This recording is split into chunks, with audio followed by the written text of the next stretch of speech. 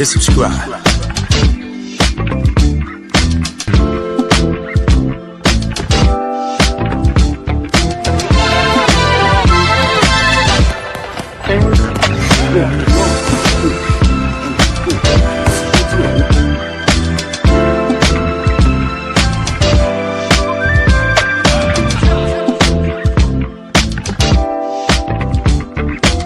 Subscribe to my guy, Uncle D.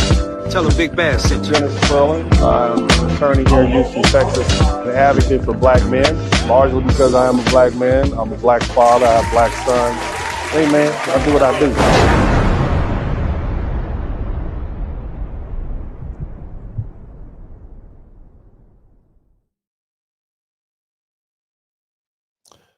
Welcome to the broadcast, everybody. My name is Dennis Spurling, and I'd like to thank you for joining me here on the Dennis Spurling podcast. And today's broadcast is When Stupid Meets Stupid. Black woman shoots white man in Walmart over parking spot. Somebody type stupid in the chat room. Okay. And the most important thing that we need to know about this broadcast is that a man is dead after a Walmart parking lot dispute in North Lauderdale, Florida. And now the whole country is looking at one question: was it murder or was it self-defense? And according to the reports, this happened on Tuesday, June 30th, 2026 at a Walmart parking lot located at 7900 West McNabb Road in Fort Lauderdale. And the victim has been identified as 62-year-old military veteran Bart DeGulli. I can't say the name. Bart DeGullimo. I'm just calling him Bart. Mr. Bart of Lauderdale. And he was shot after what investigators say began as a parking space dispute and later died from his injuries. The shooter hasn't been publicly identified. What we do know is that she remained at the scene, cooperated with the detectives, and claimed self-defense. And as the report's circulating, no charges have been filed yet, and the case is still under investigation by the Broward Sheriff's Office, with the Broward State Attorney's Office expected to review it. Now, I'm going to state the obvious that most people are thinking but won't say it. It's stupid to get shot over a parking space. And it's even more stupid to shoot somebody over a parking space. And I know what some of you are saying. Uncle D, you should have more respect for the dead. You should say rest in peace, and I can say rest in peace, but I can also say that that was a stupid thing to die over. And both things can be true at the same time. A man has lost his life, and that's tragic, but it's also true that nobody should be dying over a parking spot outside Walmart. You shouldn't even be fighting over a parking spot outside Walmart. And I think that's fair to say. I think if the world was filled with people who just use common sense and instead of feeling like they knew everything, we wouldn't have a disagreement on this subject. Now, the other thing is, not only is it stupid to get shot over a parking space, it's also even more stupid to shoot somebody over a parking space. And I know what some of you all are saying, Uncle D, but she was black like you, right? I know, right? She's a black woman and you're black. So you're supposed to be on the black woman's team. Yeah, I understand how the racial team sport works in America. I get that. But being black doesn't mean I have to stop being honest. We can still call out stupid when stupid shows up in a similar skin tone. So let's just start there, okay? Why not just park somewhere else? Why not drive around the lot? Why not go to the back of the parking lot and walk an extra 45 seconds? Okay, how about that? This goes for both parties in this situation. You're not fighting over a parking space, okay? Because that's what you're doing. You're fighting over a parking space. A man is dead, and the future of this woman's life is in the hands of a local prosecutor whose decision to charge her with murder and seek a life sentence depends on how he feels on that day. You see? There's plenty of other stuff in the world to fight over. Even most of that, let's fight over something else more meaningful, okay? But fighting over a parking space is not something I think it's beneath me. And you all should think it's beneath you either. It's a little piece of pavement outside of Walmart. That's stupid. But no matter how stupid the parties are, because this case involves a black woman and a white man, we have to huddle up in our respective racial corners and support stupid because it matches our skin color. Just like fans in the stand heckling the umpire and the referee in the huddle trying to sway the call. We got people yelling murder. We got people yelling stand your ground. People pretending that they already know the legal answer before the investigation is finished. But really, at the root of it, this is about where stupid meets stupid on the hot summer day in Florida. Look, one of the first lessons I learned as a baby lawyer practicing law in New Orleans, Louisiana, came from a case I had in city court. It was around 2003, 2004. I was appearing in front of an old school white Italian judge. His name is Judge Charles Bernoni. And the insurance company hired a defense firm. They had sent this young white associate down to handle the defense of this car accident. Long story short, I got a judgment in my client's favor. And instead of first filing a motion for new trial, that young lawyer filed a notice of appeal. And when his appeal was denied, he then tried to come back and file a motion for new trial. And the judge said, you can't do that. It's too late. And in my brief, I pointed out just how stupid it was for him not to simply have read what is written right there in the Louisiana Code of Civil Procedure before filing the appeal. And the judge agreed.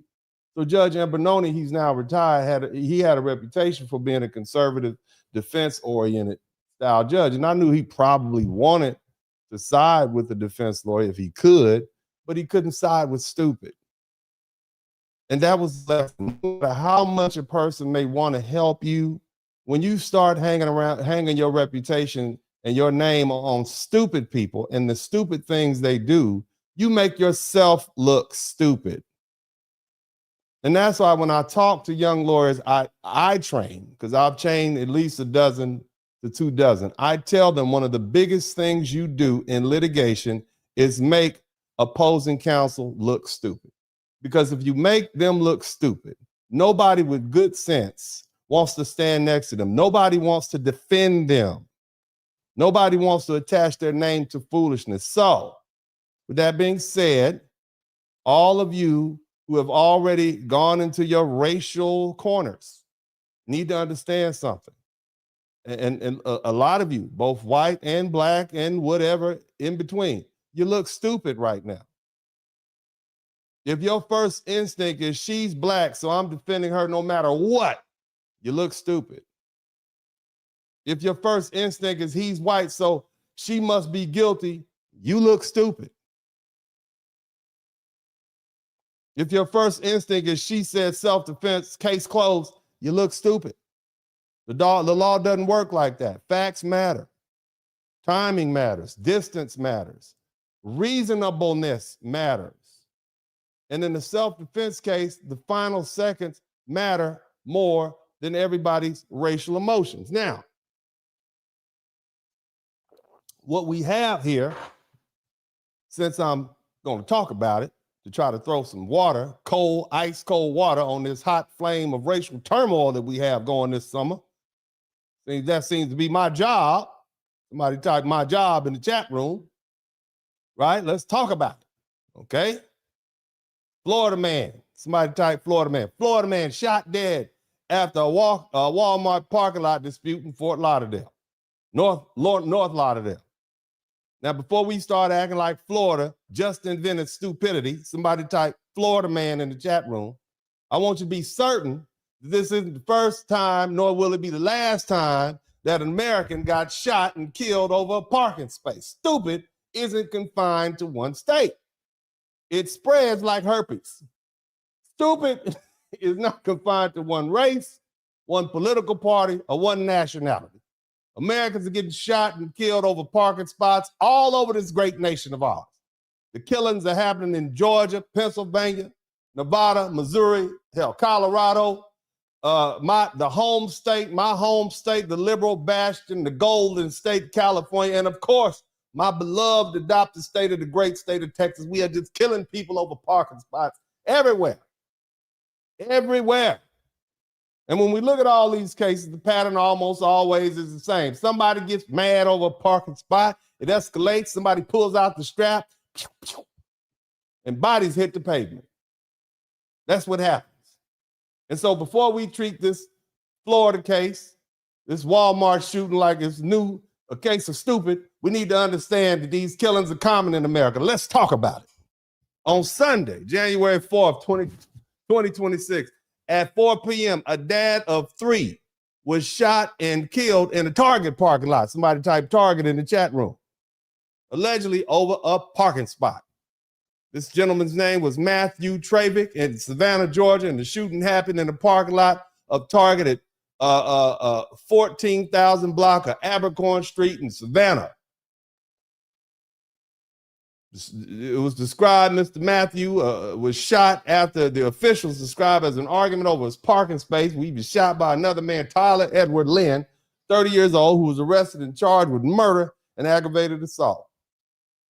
On Wednesday, June 10th, 2026, somewhere between 7:20 and 7:23, a father of 7, all them kids, 7 kids shot and killed in a fight over a parking spot in Germantown, okay? The family says. This was Jerry Fulton in Germantown, Philadelphia, Pennsylvania. The shooting happened at the 6100 block of Magnolia Street in Germantown in North Philly. And Jerry Fulton, 52, a father of 7, was shot and killed after what his family said was an argument over a parking spot. He was shot by 26-year-old Nico Nichols, who was charged with murder and possession of instrument of crime and reckless endangerment of another person. On June 10th, that's when it happened. This is not very long ago. On April 27, 2025 at 9:15, a father of 2 former U.S. military allied for Afghanistan, he was shot over a parking spot in his Texas apartment complex, and his alleged shooter remains free. Shout out to Gen Z Warrior. This gentleman's name was Abdul Rahman Waziri, okay? Happened at Gables at the Richmond apartment complex in West Houston. Somebody typed the SWAT in the chat room. Mr. Abdul was 31. He was 31 with 7 kids. 2 kids, okay? Shot over a parking spot. He was shot by somebody named, allegedly, somebody named Katia Trayvon Martin, 31. Who was indicted for murder after initially being released while the investigation was continued. Oh, you understand? Shooting, killing. Shout out to Edward. Another one. Y'all still listening? Look. On Tuesday, June 18, 2024, another Philadelphia man visiting his girlfriend shot after alleged dispute over a parking space. Just look, stupid. Just stupid. The neighbor said that. The neighbor said, this is just stupid. Somebody type stupid in the chat. I'm not the only one saying it's stupid. So this happened at Madison Avenue in Export, Pennsylvania. Daniel Chica, 65, Daniel Chica was visiting his girlfriend when he was shot and killed after what police described as a dispute over a parking space. Matt Miller, 32, was taken into custody after shooting, and though early reports said no charges have been filed as of that night.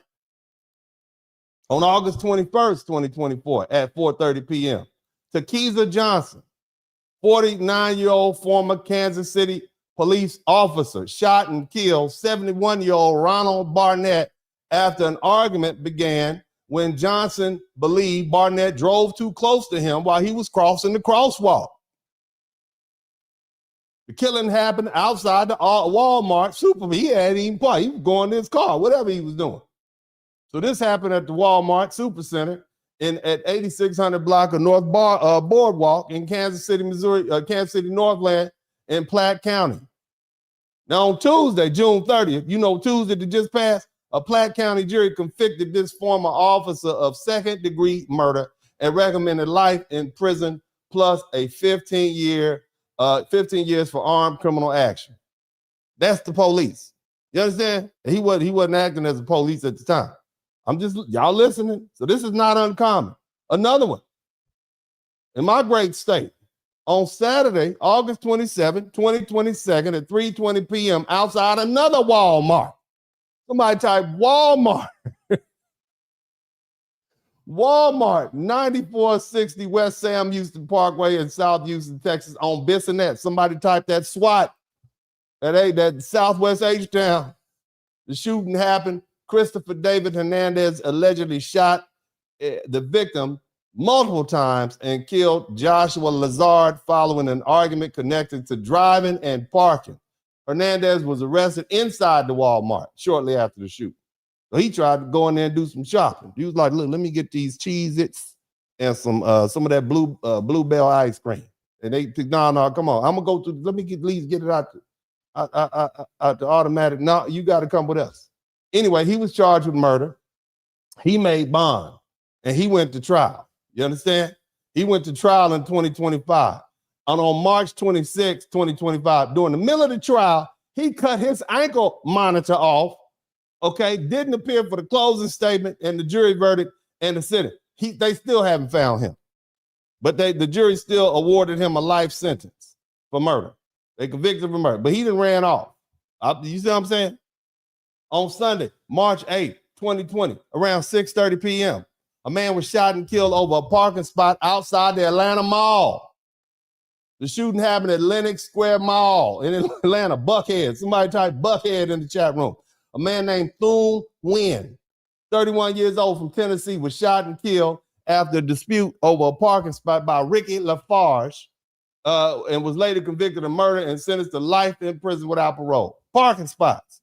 Somebody type parking spots in the chat room. This is what we doing over parking spots. Somebody type parking spots in the chat room.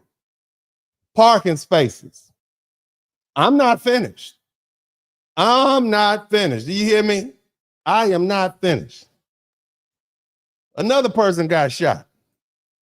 On Sunday, February 17, 2019, former NFL player is fatally shot in a dispute with a neighbor over a parking space. This happened at Eagle Crest High School in Aurora, Colorado.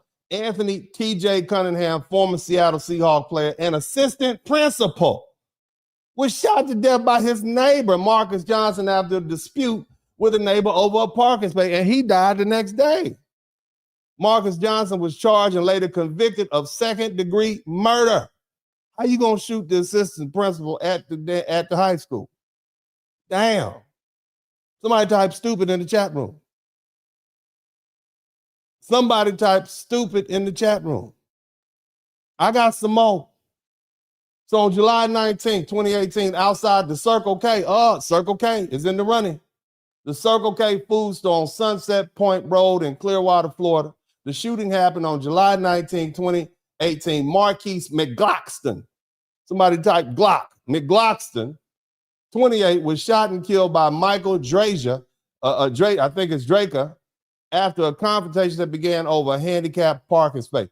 The video of the fatal shooting in dispute. We've seen this. I think we saw this one over a parking space. It was presented to the jury, and the autopsy showed that the victim was turning away when killed by this gentleman.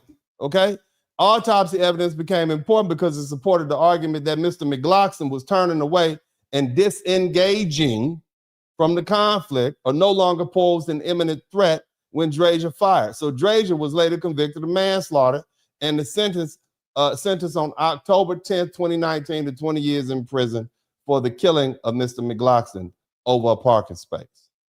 Now, on Saturday, September 4th, 2021, y'all still listening? This is what we doing here in America. We shooting, killing each other over parking space. In Long Beach, somebody type Long Beach, somebody type that Snoop Dogg. Yeah, somebody type Dog Pound for life. Okay, so on Saturday, September 4th, 2021 at 8 p.m. at the 900 block of Park Circle in Long Beach, California, across the street from Drake Park, okay,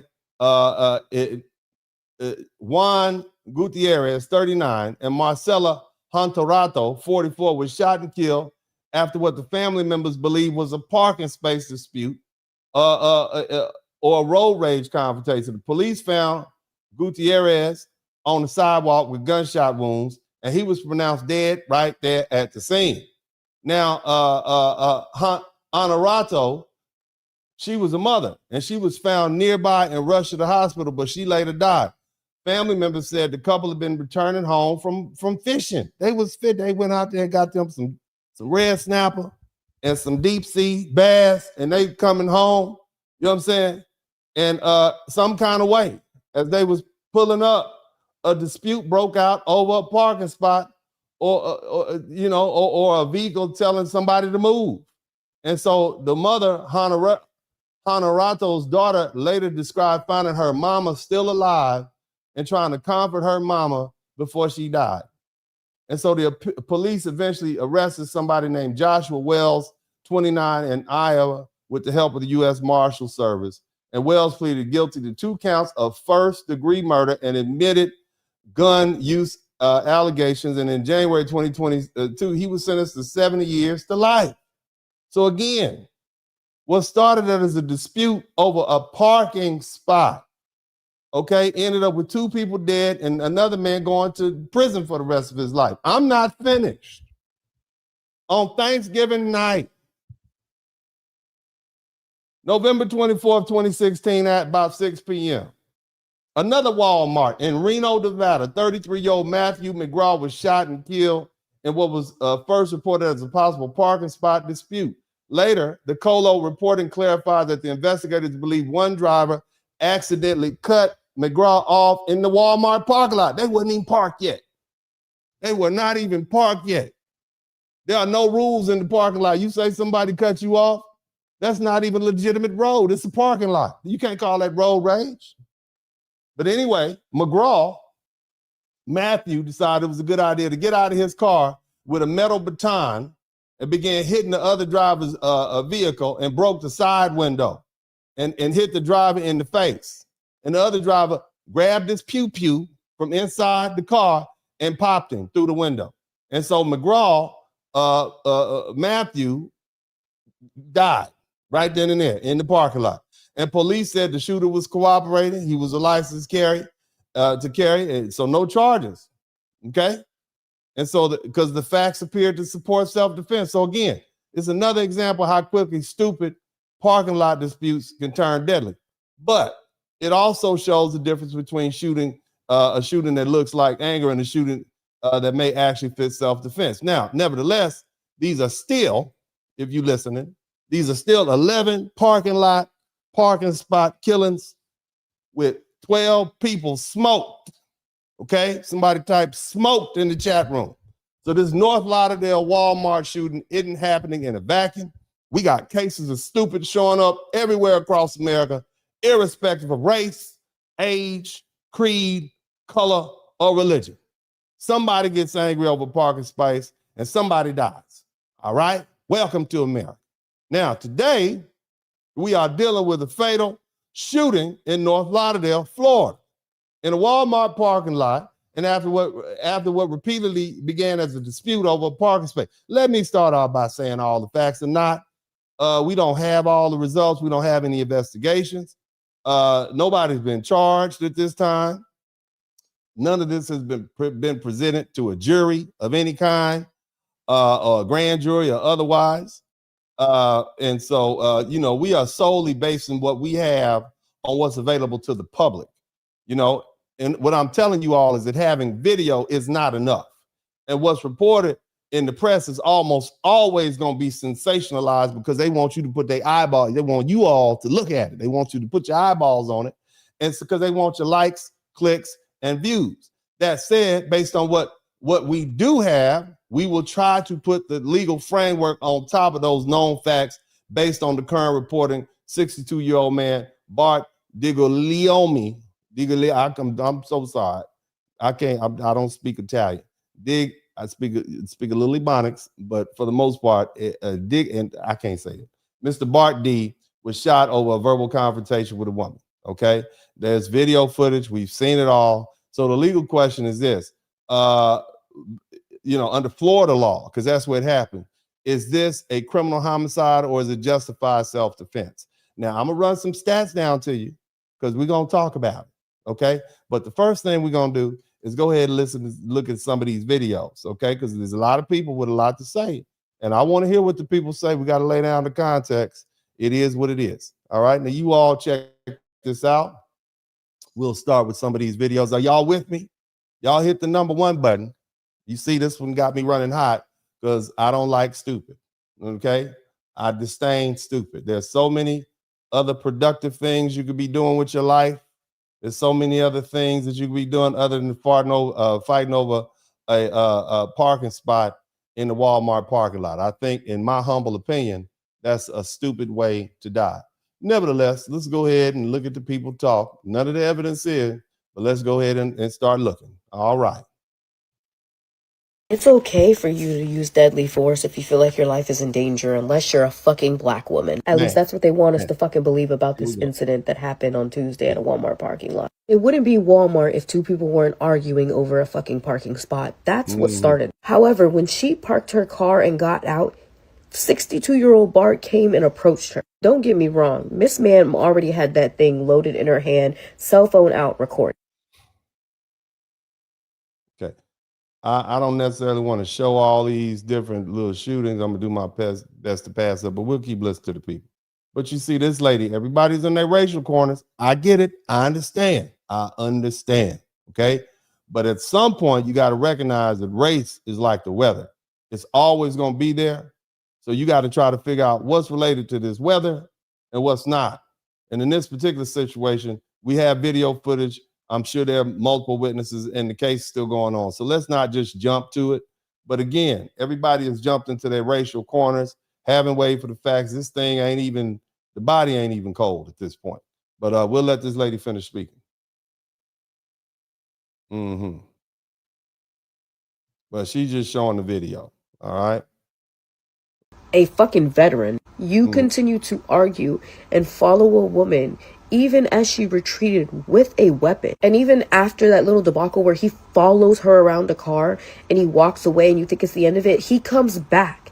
And that what prompts her to finally fire her weapon. And she doesn't leave. She stays. She cooperates with police. She provides them their video. She's crying. She's fucking hysterical. And she's not even required to retreat because it's fucking Florida. The same messed up people who defended the... Yeah, but you're also not allowed to just shoot people. That's another thing. I want you all to understand. Stand your ground doesn't give you permission just to shoot people. And this gentleman is unarmed. And so that's something we're going to deal with thoroughly. But let's keep Trayvon Martin unaliving and made Florida stand your ground law the way that it is saying that she deserves to be tried for murder when she was really just defending herself. That's not what the law says, ma'am. There's a whole lot of other steps before that. Florida has immunity and so many other things, but go ahead, lay people. Somebody type non-lawyer in the chat room. Non-lawyer. Go ahead. Non-lawyer. Kids, it's okay for you to use deadly force if you feel like your life is in danger, unless you're a fucking black woman. At least that's what they want us to. That's not true. That's not true, ma'am.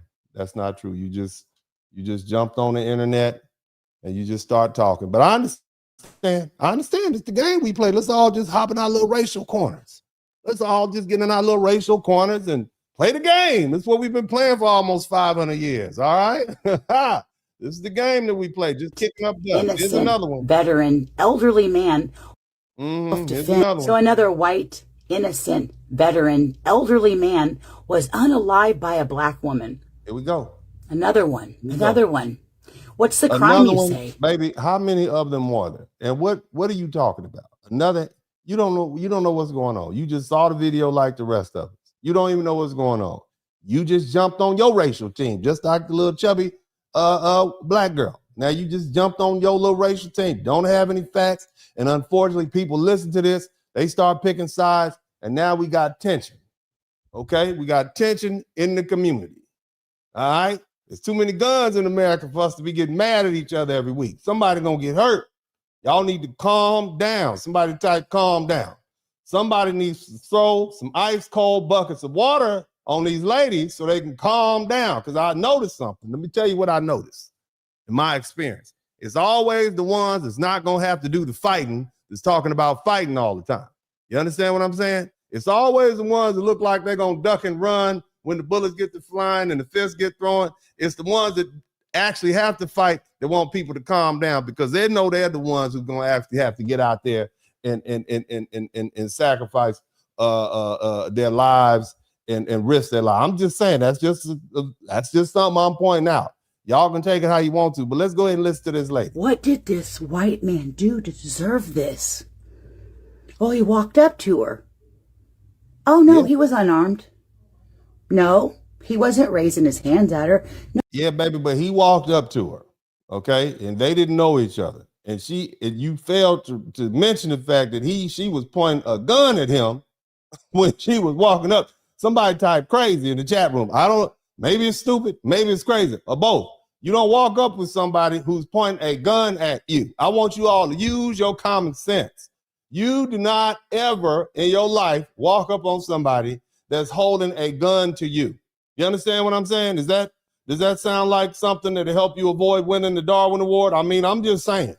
I don't think that's far-fetched to tell everybody in the community that you don't walk up on somebody who is pointing a gun, who has a gun trained on. Just a thought. We'll let her finish. Go ahead, ma'am. Please. No, he was walking up to her. Why was he walking up to her, you ask?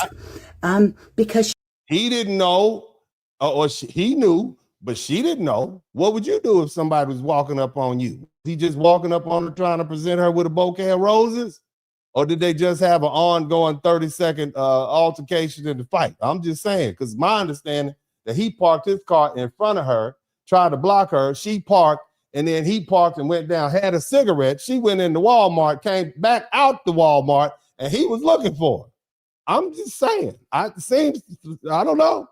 It's enough stupid to go around. It's enough stupid to go around, but we'll let you finish. Go she ahead. had a pew-pew. Yeah, From the moment she stepped out of her car, she had a pew-pew swinging it around, looking for the man. What was she supposed to do? Leave it in the car when the man was out there trying to? I don't know. I don't understand. It's enough stupid to go around. Both of them stupid as hell. But let's go ahead. Okay, I'll tell you what happened. It was in a Walmart parking lot. I guess which we know is a dangerous place. We know that's a dangerous place now, based on my introduction to this broadcast. Took a spot that she wanted, and then she gets out of the car. From the moment she stepped out of her car, she had a pew-pew swinging around, looking for him. Was she lawfully carrying it? I mean, did she reasonably believe that she was in serious? Because you can carry a pew-pew at your side if you believe that you're about to have to use it. You're justified. Somebody type justified. That's Florida law. I'm going to have to go over this because I clearly see that, it's a lot of misinformation. Unfortunately, it's going to be a tremendously long broadcast. I usually like to cut it down to 2 hours, but I'm going to have to make this long and extensive because I know it's a lot of people out there with misinformation. I want y'all to have this because I want to save lives. Hallelujah. Somebody type Uncle D is saving lives in the chat room. We all saving lives in here. Let's keep going. Yeah, there was a white Civic sitting next to him, and the white Civic said they must have been black people too. They must have been black people. So the white Civic, what are you saying? The white, they must have been. Come on, baby. Come on now. You're doing a lot. You're doing a lot. That elderly white cracker's still around. So she goes looking and she's mouthing off at this elderly white veteran man. And then it shows him approach her, and then she just pew-pews him. It was more than that. Self-defense. Remember now? And then hundreds of thousands of people already on this app are going. If you're going to state the facts that we know, you got to be. She was followed around by this man for about 30 seconds. She was trying to de-escalate. And it appears, based on the video alone, he was not de-escalating. You see? He was escalating. Okay, we all seen the video. Okay? So let's not just get the public all in an uproar because there are people who may not have seen the video. And when they hear you talking, see, that causes problem. That causes unnecessary conflict. Respectfully. Let's keep going. Yeah, I hope she's okay. One less elderly white veteran cracker to worry about. Yeah, that's not what she said, ma'am. She waited around for the police to show up, and she was crying, and she had, she was doing a lot, but she waited around. There's no indication that she called this man any racial epithets. There's no indication that he called her any racial epithets. It happened. Okay. So again, people have gone into their racial corners and they put a racial spin on this before with the body's even cold. That's exactly what happened. So now in America, they can just poke us with a knife if, we just put our finger on them. Now, if we don't even put a finger on them, but we just walk up on them.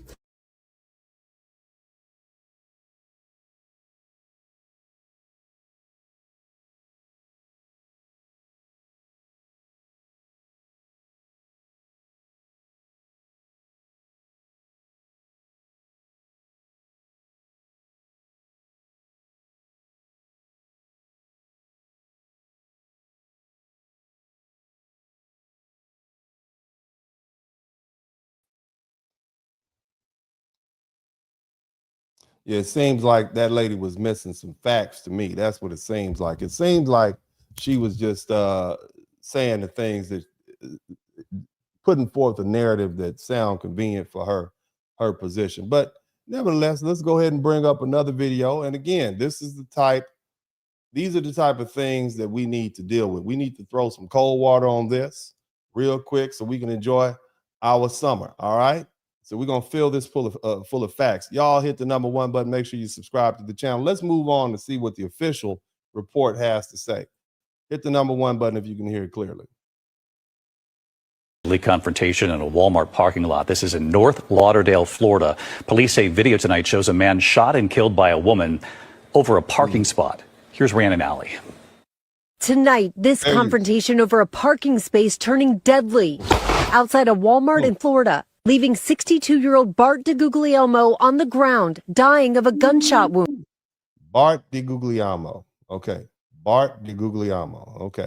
Female shot someone outside in the parking lot. Both subjects were fighting over a parking spot. An eyewitness. Now, it's my understanding she was on the phone with the police at the time of the incident. It's my understanding that she's on the phone with the police at the time of the incident. She was calling them.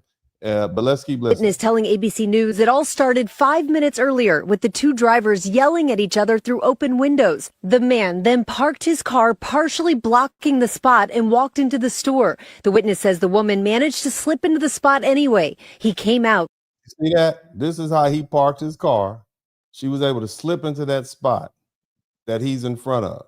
Okay, so he was trying to stop her from parking. Keep listening to what happened. Moved his car and walked off for a cigarette. The woman is seen getting out of her car, phone in one hand, gun in the other. All right, do you understand what happened? So he parked it. He was trying to block her from getting in the spot.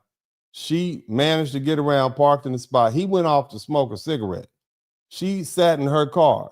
Okay. Now apparently she got on the telephone, and it's my understanding she was talking to police. Those people in the car next to her then said that guy is still over there. Okay. She got out the car with her pistol at the ready. Okay. On the phone and talking to them. So let's listen. The witness says a person in the white car tells her the man is waiting nearby. And if you look very carefully, see the little white face right there? You see the last lady say they must have been black? This is a little white face right there in the middle above that headlight. I want y'all to look at that passenger side headlight and look at the little head in there. See the little head? That looks like a little white head to me. Not to be confused with a little black head. That looks like a little white head. Okay? But watch how they just roll up out of there. I want you to see how quickly they ease on out of there. He's seen walking towards her as she points the gun at him. He then follows her around a car. The witness says the woman repeated. So they moved out of there. They moved out of that parking spot. She's still right there next to her car. He walked on in there. Warned him watch. She'll shoot if he keeps coming at her. He appears to leave, but then returns and she opens fire. Police say the woman claims she acted in self-defense. The way that Stand Your Ground has evolved in Florida, you're entitled to use deadly force if you believe that you're defending yourself or your property from deadly force or a forcible felony. David, tonight that woman is no longer in custody. The shooting is now under investigation, and prosecutors will decide whether charges will be filed. David? Now, in Florida, they have an immunity statute where you literally, prosecutors can't even charge you. This is a special, just crazy. Florida's shooters heaven down there. But anyway, So did you hear the Rhiannon story? Alley with us tonight. Rhiannon, thank you. Deadly. Yeah. So we're going to keep on listening. So you see the news, is they don't have all the facts. Nobody has all the facts. But apparently the internet has all the facts. Y'all know everything already. We just kicking up dust. We just talk. We just doing it, ain't we? We just trying to raise hell. We just want a hot summer. Somebody type hot summer. We want a racially turmoil-rich summer. That's what y'all want, huh? Y'all want to mess up my ability to go to the beach and hang out without people acting a fool. That's what you trying to mess up my summer. I'm not having it. Not without a good fight. Again, there's enough stuff to fight about here in America without us. From Broward County, Florida, where a man and a woman are in a Walmart parking lot and they get into an argument over a parking space. And the woman is trying to get back to her car, and the man is follows her to her car. She's not trying to get back to her car, baby. What she's trying to do is go into Walmart and do her daily shopping. Okay, she got out the car. Her car was right there. She literally could have got back in the car. She has no duty to retreat to her car. But at least we want to get the facts straight, because everybody seems to have their own little twist on this thing. And I know, because again, we talk about the racial game that we play here in America. So this little white lady, and I'm assuming she's white, that you cheering for the wrong team according to the white team that cares. Okay, you are, and then so the black people say, yeah, see, even one of their own is on our side. This is like when you're in the stand in Philadelphia and you're yelling at in the Philadelphia team is losing or something like that, and the refs give them a call, and then one of the Philadelphia fans say, yeah, the other team is correct. You might get slapped up for that, baby. You better be careful out there. It's tight. It's racial out here. But anyway, again, let's continue with the racial games that we play. Let's go. And she pulls a weapon, and she's telling him to get back and to get away from her. And he keeps trying to confront her and keeps charging at her, and she shot him. And conservatives are mad about that? Like, I'm really confused, because why would conservatives be mad about that? It doesn't make any sense, actually. Well, because he was unarmed. That's the presumption. And I don't know, the facts are not always all in, but she brought a gun to a fist fight, basically.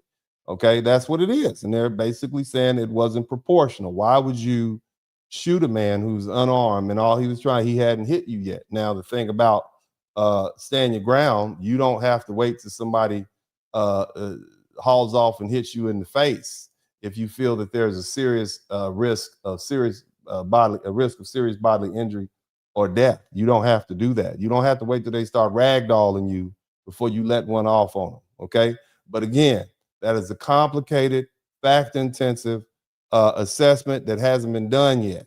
Okay, but we're gonna keep moving. We're gonna keep moving. They're mad because she didn't get arrested, which I don't know. I feel like the NRA should have something to say about that, since that's like kind of their whole deal. Don't they hand out those NRA cards that say, like, if you ever have to... Other thing you have to understand is people have their own political agendas.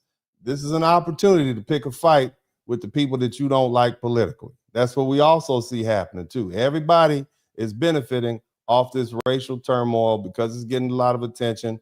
Black woman shoots white man. Everybody who has a political agenda is jumping in. Okay, so let's just keep it. This is what we do. This is what we do. Let's keep going. Shoot someone in self-defense, call this number. Okay. Well, thank you very much, Miss. I appreciate you. Let's move on to the next person that's kicking up dust. Let's see who else we got here. We have another video, and we'll take a look at it. I hope YouTube doesn't demonetize this. I'm doing my very best to keep it moving and try to put all of the most tragic stuff aside, because we don't want to see that. But let's keep going.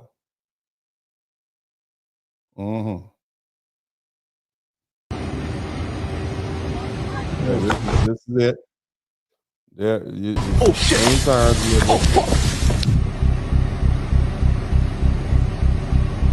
So she gets out the car. She got the pistol in her right hand. Buddy walks over. Right.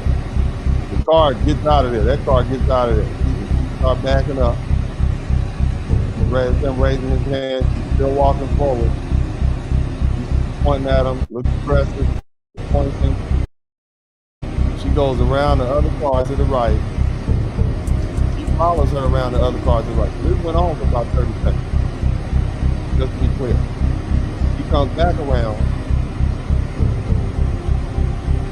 He's still following. It looks like he's going away.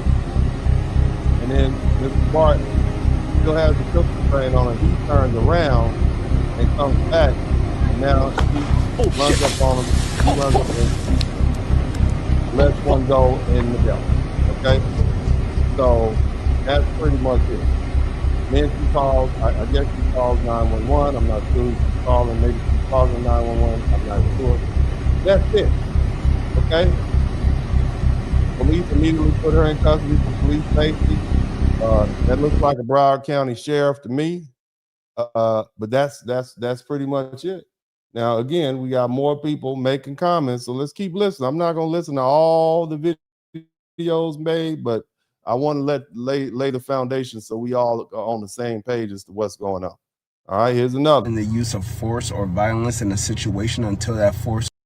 White men clearly understand the use of force or violence in a situation until that force or violence is directed at them. People are saying that this assumption, there's a presumption that only white people or white men are the only ones that are not don't have a side favorable to the shooter, and that's not true. Have we taken a poll? Or are we just throwing out there because that's all part of the racial game? Again, I sit on this broadcast and I talk about systematic racism, interpersonal racism. I do that all the time. I have it dissected. Okay. But what I'm trying to explain to you all, shout out to Black Sands, is that racism is like the weather.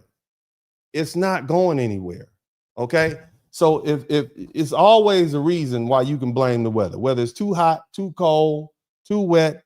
Even if it's a perfect sunny day, it's just too much cloud cover. It's too much sun. There's always a reason to blame racism. But see, to me, that is lazy intellectually. You understand what I'm saying, family? I want y'all to listen to me. It's lazy just to blame race on everything. Maybe these were two stupid people who were having a bad day on a hot day in Florida. Can we just think about that? Tempers flared, stupid happened, bad decisions were made. Now somebody's dead and somebody else get put in handcuffs. Can we just say that? I mean, I know the obvious is it's a black woman and a white man. But how about the fact that they were just both from Florida? Let's just start with that. How about the fact that they were both assholes? I bet if we polled these people who knew them, they said, yeah, she's a jerk, and he was a jerk too. Maybe. I'm just saying, maybe it's just two jerks that met it was destiny. Two jerks met at a Walmart parking lot, and it popped off. All right? Why does it always have to just be, it's because she's black. It's because I'm just saying, again, we can always interject race into it. I don't mind doing that, but I want to speak about it in a very intellectual way because see, what's happened is over the past 50 or 60 years, everybody just throws race into everything. And now race means, when you say somebody's race, it means nothing. Hell, some people damn near take it as a compliment. It has become ineffective. It has no meaning when you start labeling everything race. You understand what I'm saying? I just want you to hear that. Now, I'm 100% down for a legitimate conversation about the effect that race has had on the criminal justice system. We know that there is some unfairness in that. But if we just gonna throw it out there for everything, especially before all the facts come in, well, damn. I'm saying, what effect does it have? It means nothing. But I'm gonna let the fella finish talking. This black woman should have let this man attack her, physically attack her, before she fired the shot. This man blocked her in, followed her around the parking lot, is approaching her as she's backing away and trying to run away from this man, and he is still approaching her. When do you let off a shot at that point? Y'all rally behind, stand your ground. You let off a shot when you reasonably believe that you are going to suffer serious bodily injury or death. That's when you do that. Okay. And that is something to be determined by the jury based on all of the facts, all of which are not in at this point. Okay. I'm just saying, hypothetically, what if we learned that these two people knew each other and had a pre-existing encounter somewhere? You that same bitch from the Circle K. What if we learn that? Would that change your fact pattern? I'm just saying, right? So because we just jump into race, you don't even get a chance to even hear all the facts. I'm not saying that. I don't know. Okay, but what if we learn something different? What if you say, hey, you know what? You the one that stole my goddamn car 3 years ago, or such and such. We used to live next to each other. You sold me some bad weed. I had me tripping in the hospital for 3 weeks. I'm just saying, we don't know anything. So that's why you all need to calm down. Somebody type calm down in the chat room. Ground law so much until that stand your ground law is used on you. So in the North Lauderdale Walmart parking lot, there was a dispute over a parking spot. Now, I don't want anybody to lose their life over a parking spot, but this is one of those situations that just got blown out of proportion. So in the video, you can see a 62-year-old white man approaching this black woman who is unidentified, and in an aggressive manner as she's backing away and saying, "Back away, leave me alone." She then fires a shot. Now they're automatically painting him as such an outstanding citizen and such a wonderful person already in the media. And the right-wing conservatives are already on top of this, calling for her arrest. She was not arrested. They're currently doing an investigation. I will follow up with the case and report more on it. Thank you, sir. Appreciate it. I appreciate it. Hey, thank you so much. Let's keep going. Let's keep looking. Let's look at the other side. We want to let the other side come in and chime in and say something. Matter of fact, I got a hot one for you. I want y'all to, well, let me see what else we got here. Y'all hit the number 1 button. Okay, hit the number 1 button if you can hear everything clearly. Okay, let's keep pushing.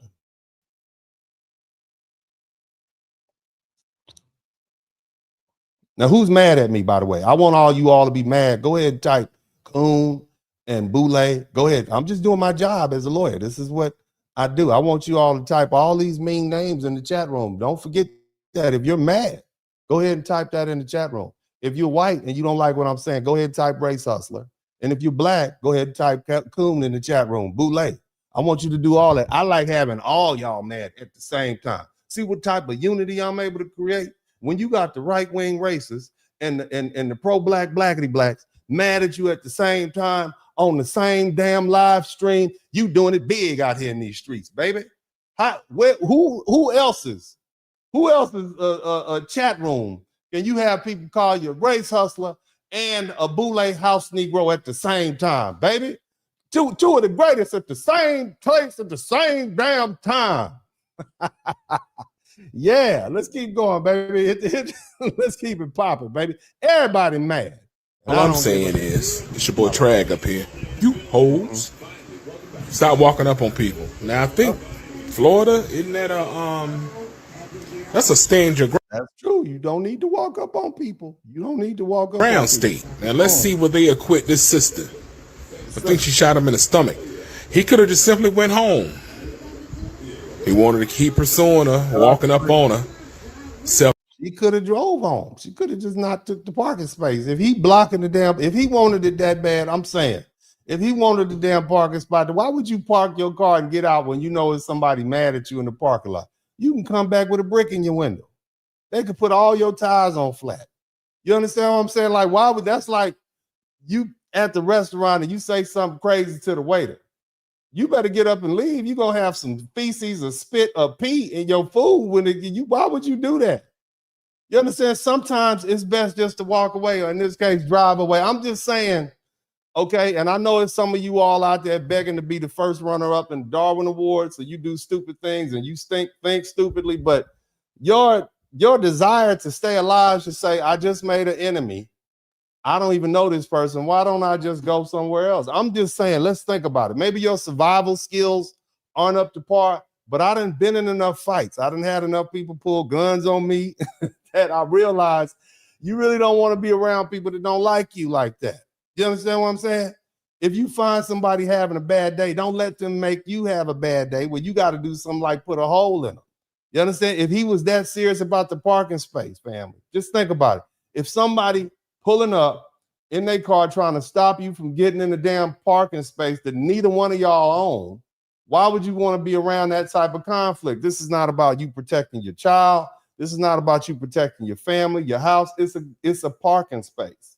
You don't even own it. Walmart is owned by a multi-billion-dollar corporation. All they're going to do is sweep up the blood at night, and you're going to be forgotten. You can't even put a monument out there for yourself. Just think about that. Somebody type stupid in the chat room. Somebody type stupid in the chat room. Now, folks have mixed feelings about this. But again, you don't know who you're dealing with out here, and it's over a park. You really don't. Over parking space. You think I'm about to die over a parking space in 100-degree weather? Hell no. Better, yet alone any weather. Now he dead and gone. Do y'all really care? Let's talk about it. It's true.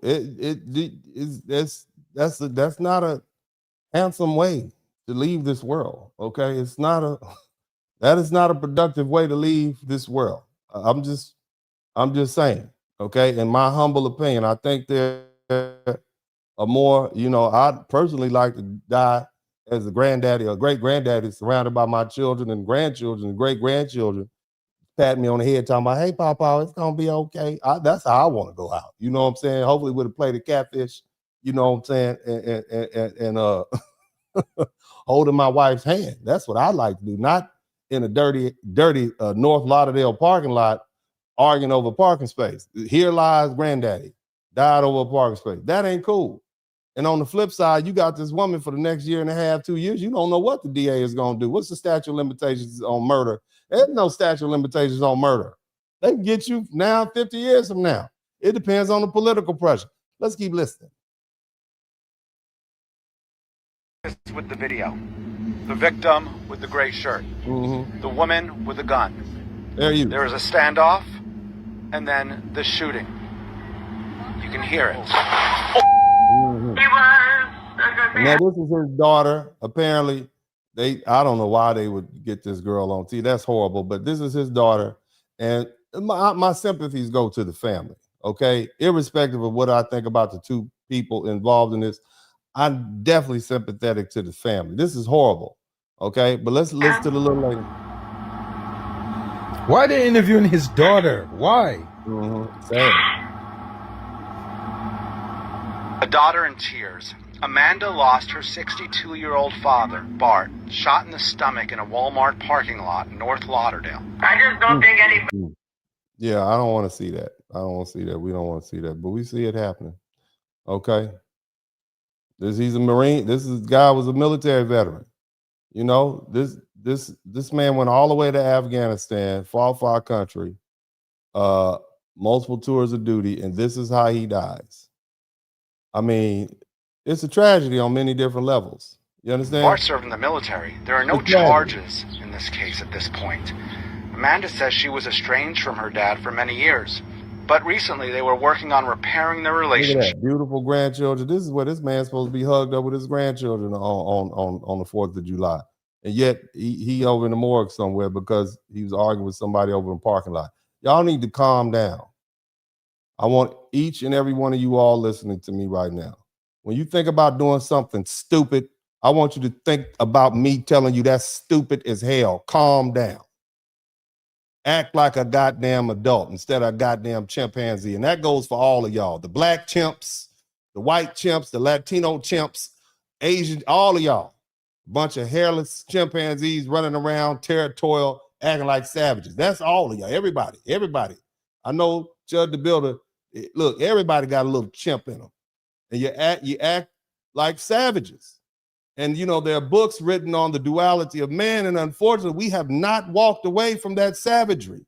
Your territory, you arguing. I mean, look, I don't even want to go here, but you got one young man who stabs another young man because of a stadium seat that he didn't want to move out of. And it's a whole stadium full of seats, just a whole stadium. You could have slid out. You got a hoodie on, right? So now we're talking about ego. We're talking about ego and territory. We're just a bunch of great apes. That's all we are. And this further demonstrates just how little we have evolved over the past 10,000, 20,000 years. But let's move on to the next one. Let's move on to the next one in the chat room. Hallelujah. Y'all done got me. Y'all got me a little hot and bothered just because this is just silly.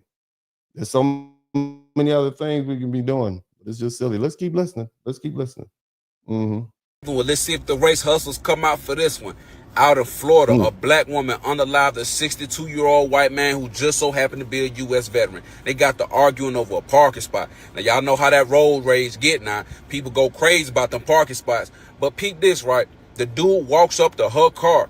She hops out with the gun. She tells him several times, Get away from me. Get away from me. He's still walking up to her. She done literally walked behind other cars. He's still following her. And eventually, pow! Popped his ass. Shot her one time. He on the ground clutching his stomach. He gets to the hospital where he loses his life. Now, in the Carmelo Anthony case, y'all kept claiming black folks can't claim self-defense if they kill a white person. What she did, she's literally out walking free right now. She hasn't been charged with anything, and she's claiming self. But it's not over yet, sir. It's not over. I hear what you're saying, but it's not over yet. Okay. If you guys remember George Zimmerman?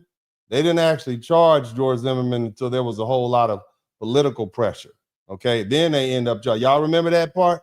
They didn't charge him immediately because they assessed it. They said this falls within stand your ground immunity, but they charged him anyway because there was a lot of political pressure. You don't know what's going to happen. Just because they didn't put in handcuffs and take her down to the Broward County jail doesn't mean they won't do it. Just let's keep listening. Let's keep on listening. Defense. And if you look at the footage, it's clear as day. It's self-defense. Florida is a stand your ground state. Yeah, the footage is there, but what about the witnesses? What happened? What were there any what was said? You can't hear that in the footage. You see, and this is a problem when you have people who are lay people, somebody type non-lawyer, who are on the internet and just putting out information. It just makes people unnecessarily angry before we know anything. So now you got people walking around like, shit, I got to go to Walmart. God damn, I got to get a loaf of bread and I got to get some Newports and a loaf of bread. I don't want to get shot at the Walmart. So you got your pistol. You walking through the Walmart like, yeah, we got to go out to the parking lot. It's dangerous. Get some mace, a pistol, a 6-inch knife. You know what I'm saying? And you put people on edge like that. You don't want to do that in an environment where you have more, you got 400 million guns in the United States. We have more guns in the United States than people. So we don't want to live like that, okay? Normal people want peace and conflict-free living. That's first world living. Somebody type first world living in the chat room. All right, we're going to move on to the next one because y'all get the point that this gentleman is making. And I got a whole lot to say about this breakdown. Let's listen to what some of the sisters have to say about this because, you know, this affects them. And, you know, a black woman was forced to defend herself and shoot somebody because she felt threatened. And, of course, you know, we hear black women say nobody, you know, defends them. And so apparently they are defending themselves with firearms. Let's listen to what she has to say. Framing is intentional. It seeks to paint the aggressor as the victim and the victim as the aggressor in an attempt to put political pressure on the Broward County State Attorney's Office to charge this black woman for defending herself. Well, he did die. Okay, like she didn't defend herself by kicking him in the balls, right? She didn't kick the old man in the balls. Like I get it, you know, she's a woman, right? But you know, women are equal. Somebody type equal. Isn't that what Ketanji Jackson Brown said? Right? What is a woman? Right? But nevertheless, you know, she did use dangerous, lethal force, right? She couldn't just kick the old man in the balls if she wanted to reach out and use kinetic force on him, so to speak. But either way, I'm going to let you speak. I'm going to go ahead and let you speak. But a man is dead, and we should take that very seriously here in America. I'm just saying. You just looked at this headline. You would have no idea that there is a video showing this man, a 62-year-old Army veteran, okay, charging after this woman and this woman retreating. You would see her, gun in hand, still retreating, trying to get him to stop chasing after her. She goes around multiple different vehicles to try to get away. And keep in mind, in the state of Florida, a stand your ground state. Now, again, I know what she did on the video. I know what she did. But what was this about anyway? Was he trying to kidnap a grandchild or something like that? Or was this about a parking space? Okay, because again, this whole thing could have been avoided if she had just not parked in the parking space. I'm just saying. Let's just throw that out there. Huh? Let's just throw out the fact that, you know, he tried to block the parking space, or maybe he was trying to enter the parking space and she swooped in and took it. And he went over to smoke a cigarette and calm down. Maybe she should have said, you know what? It's a whole goddamn acre full of parking spaces here in Walmart. Let me go find another one.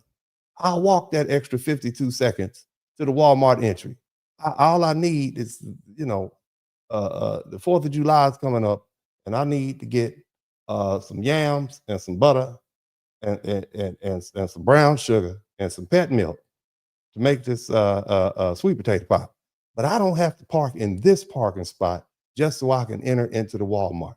Why are we fighting over this particular parking spot? Somebody typed stupid in the chat room. All right. All this could have been avoided. Okay. So I get it. He was, moving rapidly after her around the car. But again, this whole thing could be avoided. These are two grown-ups.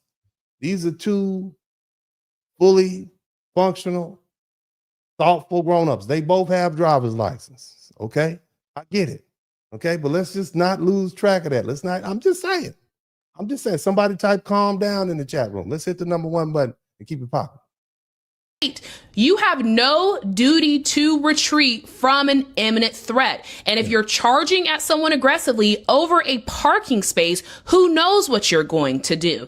I don't understand what we're saying here. And then, okay, what we're saying is a man was shot dead in a major American city, and we need to do something about that. Clearly something went wrong. Okay, that's clearly what the issue is. Okay, and so we're not just going to ignore that. Okay, because she was a black woman, whether she was a alien, a woman with a wooden leg and a kickstand, whether she was I don't know whether she could fly through the air and stand on her head. We still have a dead man, and we want to deal with that because that's what we do in civilized societies. I'm just throw that out there, but let's keep on listening. News outlets did have his daughter, and of course, any loss of life is sad. It is horrible. And the daughter was crying, and the daughter was upset. And then they go on to say that the daughter was estranged from the father for quite some time, but they did not give a reason for the estrangement. It ain't none of your business. Why? That has nothing to do with the moment at which this man was shot. That's what I need you to understand. It has nothing to do with the moment in which this man was shot and killed. That's the only thing we want to focus on. So here we go. It's the same thing white people do. You want to disparage the victim to try to make it seem like the shooter had a duty or this person was bad. I get it. We do it in the law all the time. You make the other guy out to be somebody who deserved it. That's how you win a murder case. This person deserved. That's what you're trying to do. But it has nothing to do with the moment in which this man or this woman decided to discharge her firearm and shoot this man. That has nothing to do with that. So I get it, but this is what the public does. This is what we do. Somebody type calm down. Big shout out to Black Sands again. Understand when the New York Post reports stuff like this, they are trying to rile up a base of people to put political pressure on the state attorney's office to charge this woman for a crime that is not a crime. It is not a crime to that's exactly what they do. That's exactly what they do. That's what I said at the beginning of the broadcast. And you all fall for it because you like playing this racial ball game that we've been playing in this country for the last 300, 400, 500 years. That's what we do. It's our sport. It's our national pastime, and no one can convince me otherwise. This is what we like to. Black people like to do it. White people like to do it. We got names and rules and everything. It's what we do. Let's keep listening to the little lady speak. Defend yourself from a threat. And yes, again, any loss of life is very sad, but you have the ability, you have the right to defend yourself if somebody is charging after you. Somebody type non-lawyer in the chat room. All right, let's look at, we got a couple more and then we're going to move on to the lesson because I want to go ahead and get you all up to par about exactly what's going on. Seems to be a lot of misunderstanding as to what self-defense. Year-old Bart DiGugliano. Bart is no longer among the land of the living because of a tragic case of FAFO and how a split-second decision cost him his life. Let's talk about it. Now, my OG followers already know. If you see me looking down, I'm looking at my notes. If you're not following the Black Zest Society, please make sure to do so. This is a space in which pop culture money and real life meet. And we all know that nothing good goes down in a Walmart parking lot, especially a Walmart parking lot in Florida. But I digress. Somebody type non-lawyer in the chat. Yesterday, Bart and another woman got into a dispute over a parking space. Now, videos of this dispute are floating around online, and you see the woman in the video have a pew-pew in her hand. You know I can't say the word on here. She is continually telling Bart to walk away. She's on the phone. She has the pew-pew in her hand. She is backing up as Bart continues to walk towards her. Bart goes as far as to follow the woman around the car. You cannot hear what he's saying, but it appears like he is saying something to her, and she is saying, walk away, walk away. Okay, so you can hear what he's saying. You can't hear what he's saying, but you can hear that she's saying, walk away, walk away. Don't you think that's a bit presumptuous? I mean, I'm just saying, it appears, what if it appears that she was saying something that, was inviting him to the conflict? Do you know that? Because see, again, we don't have all the facts in this particular situation. We don't know what was said, and that's why it's important to get all the witness statements in. It's important to have all this information. Again, we live in a racially charged society, and it creates conflict. Okay, I'm just saying it creates issues, especially when people are reckless with their words. Everybody shouldn't have access to the internet. Everybody's voice is not equal. And one thing you'll realize is I don't listen to everybody. I've learned that a long time ago. Some people are just not worthy of my attention. I typically am mindful of the people that I listen to, and largely because of reasons like this. It's like having a mosquito buzzing around your ear. Some of that stuff is just annoying. And when you get to a certain age, you just start realizing most people have their own agendas and itineraries, okay? And they oftentimes want to sway you in a direction. All I want you all to do is calm down. That's what I want you to all. I want you to assess the facts. I want you to wait till we have accurate facts so we don't go doing things that we would cause other people to suffer the consequences because they listened to this, got turned up, and decided to go do something else stupid. Because again, stupid is catchy. Okay, stupid gets passed around like herpes. Okay, I'm sorry, I apologize. But some of y'all got it. You know what I'm talking about. It get passed around here easy. You see stupid over here, and stupid looks appealing, and you just go with the stupid. And the next thing, we got people walking down the middle of highways with flags and tiki torches. You got other people talking about F this guy and F that guy and all that sort of stuff. And then guess what? Our country starts looking like Somalia. You understand what I'm saying? So I'm just throw that out there. We'll let this lady. When Bart gets, I guess, too close for her comfort, she releases one shot. Bart goes down, and Bart is no longer among the land of the living. Now, the woman is not currently in jail, nor was she arrested. She remained at the scene, and you see after she unloads on Bart that one pew-pew shot, she places the handgun on top of the car, and witnesses say that she was very distraught over what had happened. Now, to me, it seems like a clear case of stand your... And I'm sure she's a human being. Who wants to unalive? Who wants to shoot somebody? You don't want that. Ground. I am not an attorney, but I have eyeballs. You are not an attorney. Somebody type non-lawyer. We clearly see. And I have a brain. And the woman continued to tell Bart with a loaded pew-pew pointed at him to stop, to walk away, and he did not. Nobody in their right mind continues to approach a person with a loaded handgun pointed at them. But Bart... I mean, here's the other thing. Again, we don't have all the facts. What if we find out she hit this man's car as she was entering into the parking space? And then she pulled a gun on him when he confronted her about it. What if those facts were added into this? I'm not saying that justifies running up on somebody. I'm not saying that justifies pulling a pistol on somebody. But what if the facts change? Do we know what happened before we just start jumping to conclusions? That's all I'm asking. Because if somebody hit my car, and then I'm saying, hey, let me get your insurance information. They like, F you, dude, stay away from me. I'm like, what are you talking about?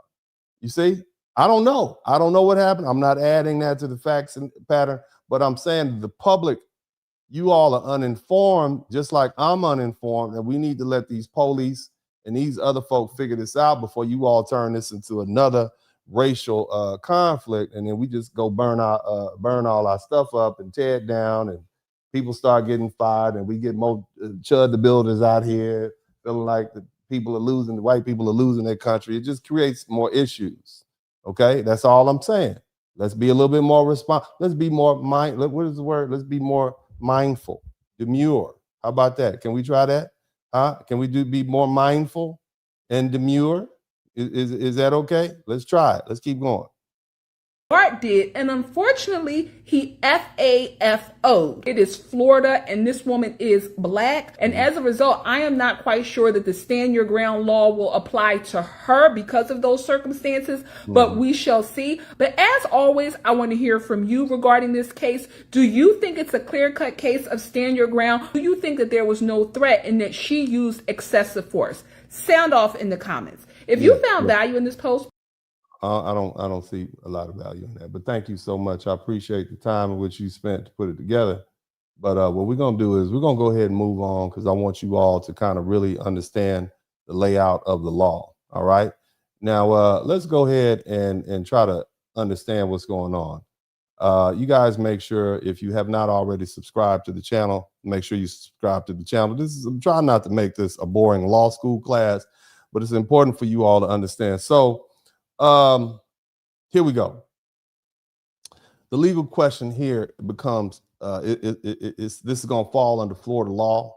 And the question is this a criminal homicide or is it just self-defense? You understand what I'm saying?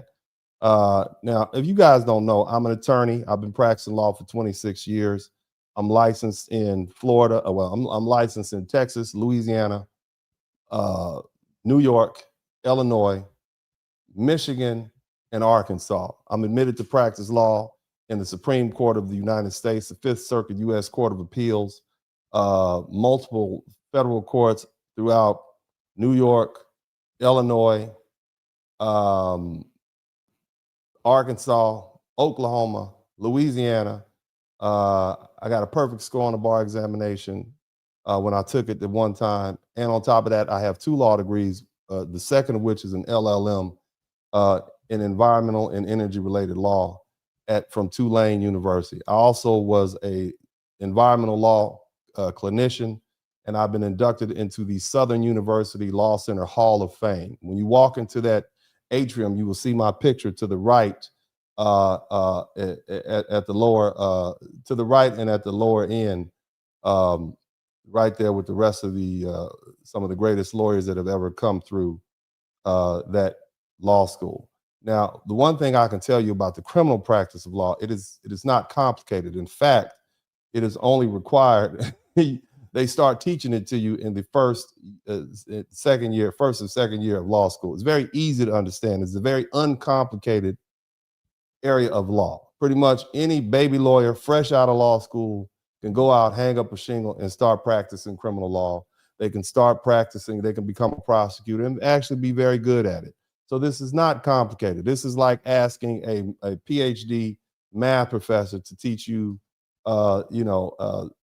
pre-algebra. Okay, so this is easy to understand. And what I'm going to do is try to make it as easy for you all to understand as possible.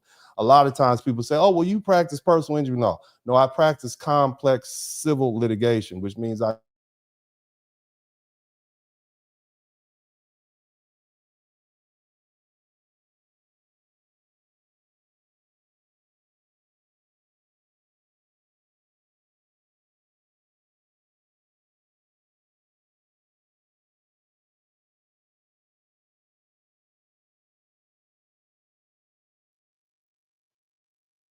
as I was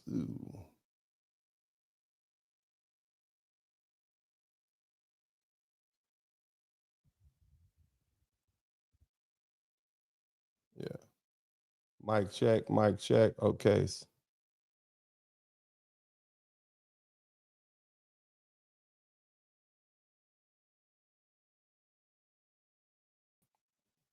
So as I was saying, I deal with complex civil litigation. So this stuff that I'm providing for you all is really just like a public service. Okay.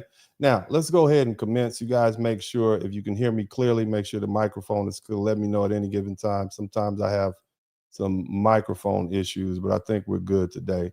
But I hope you all actually learn something. And like I tell you, you don't owe me anything, but if you learn something, I should earn something. Let's start with the Florida murder statute subsection 782.04. if prosecutors view this Walmart shooting as a murder, the statute they're going to be looking at is Florida Murder Statute 782.04, and the main and that is defined. A first degree murder is defined as the unlawful killing of a human being when perpetrated from a premeditated design to affect the death of it. So in other words, to affect the death of the person killed or any human being. So in other words, you can't murder a cat, okay? Because the cat is not a human being, all right? And these statutes are strictly construed.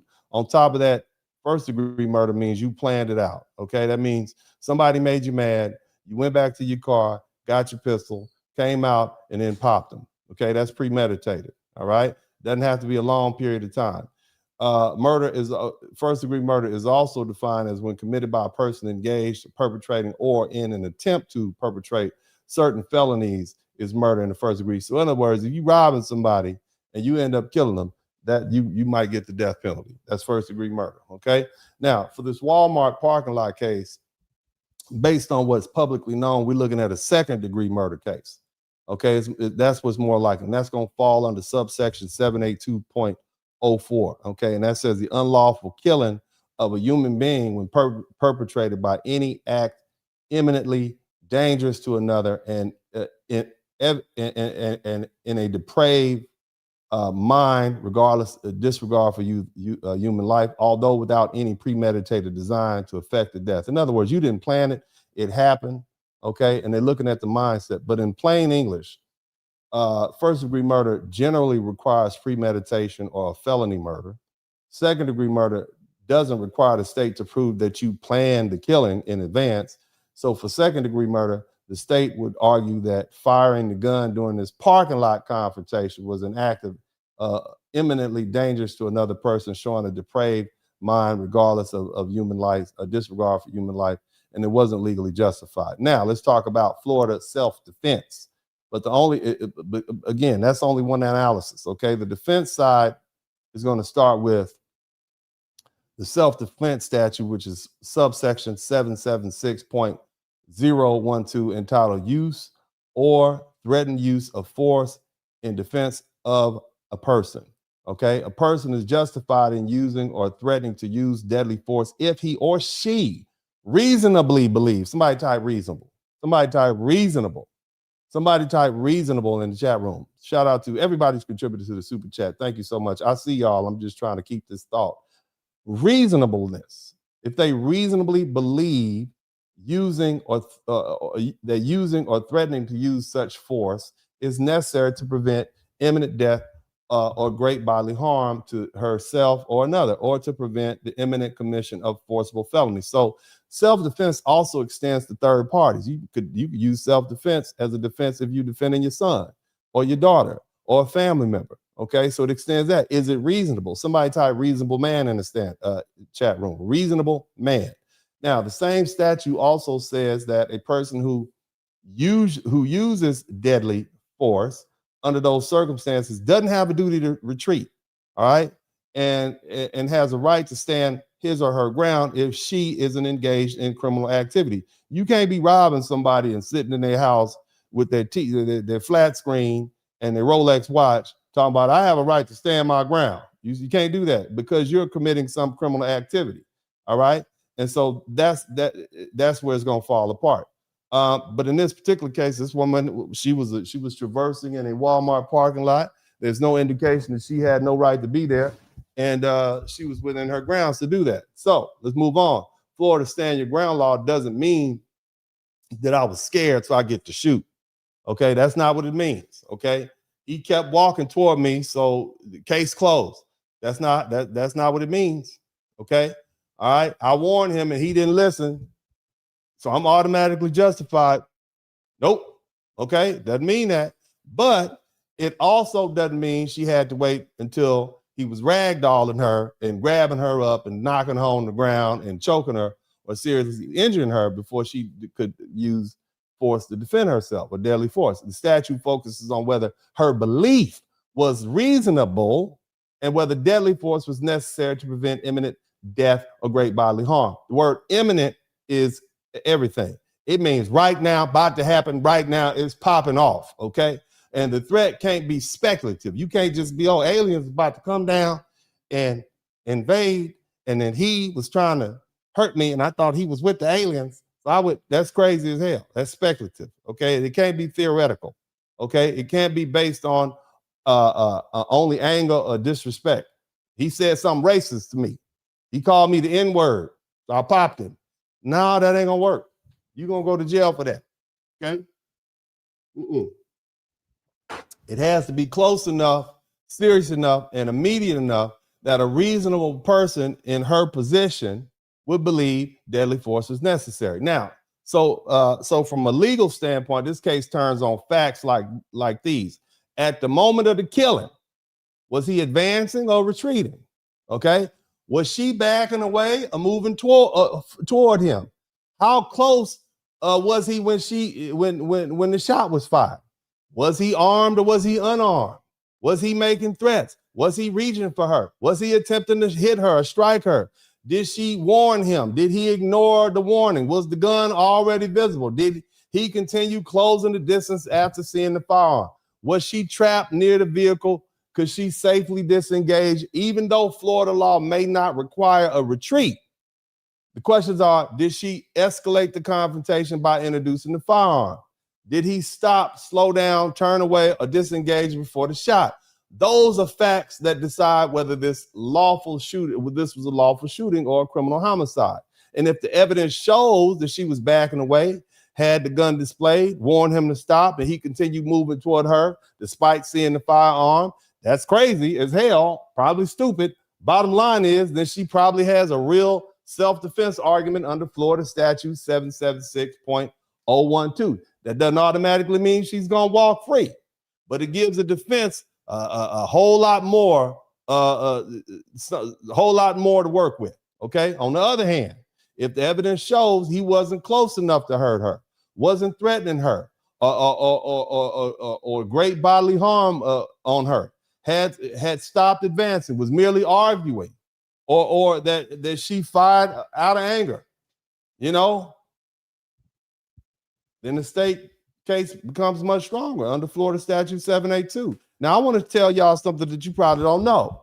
Immunity from criminal prosecution. Did you know that Florida has immunity from criminal prosecution and civil action? Florida has a whole separate immunity statute. I haven't yet to hear any of these non-lawyers talk about it. So subsection 776.032 entitled Immunity from Criminal Prosecution and Civil Action for Justifiable Use or Threatened Use of Force.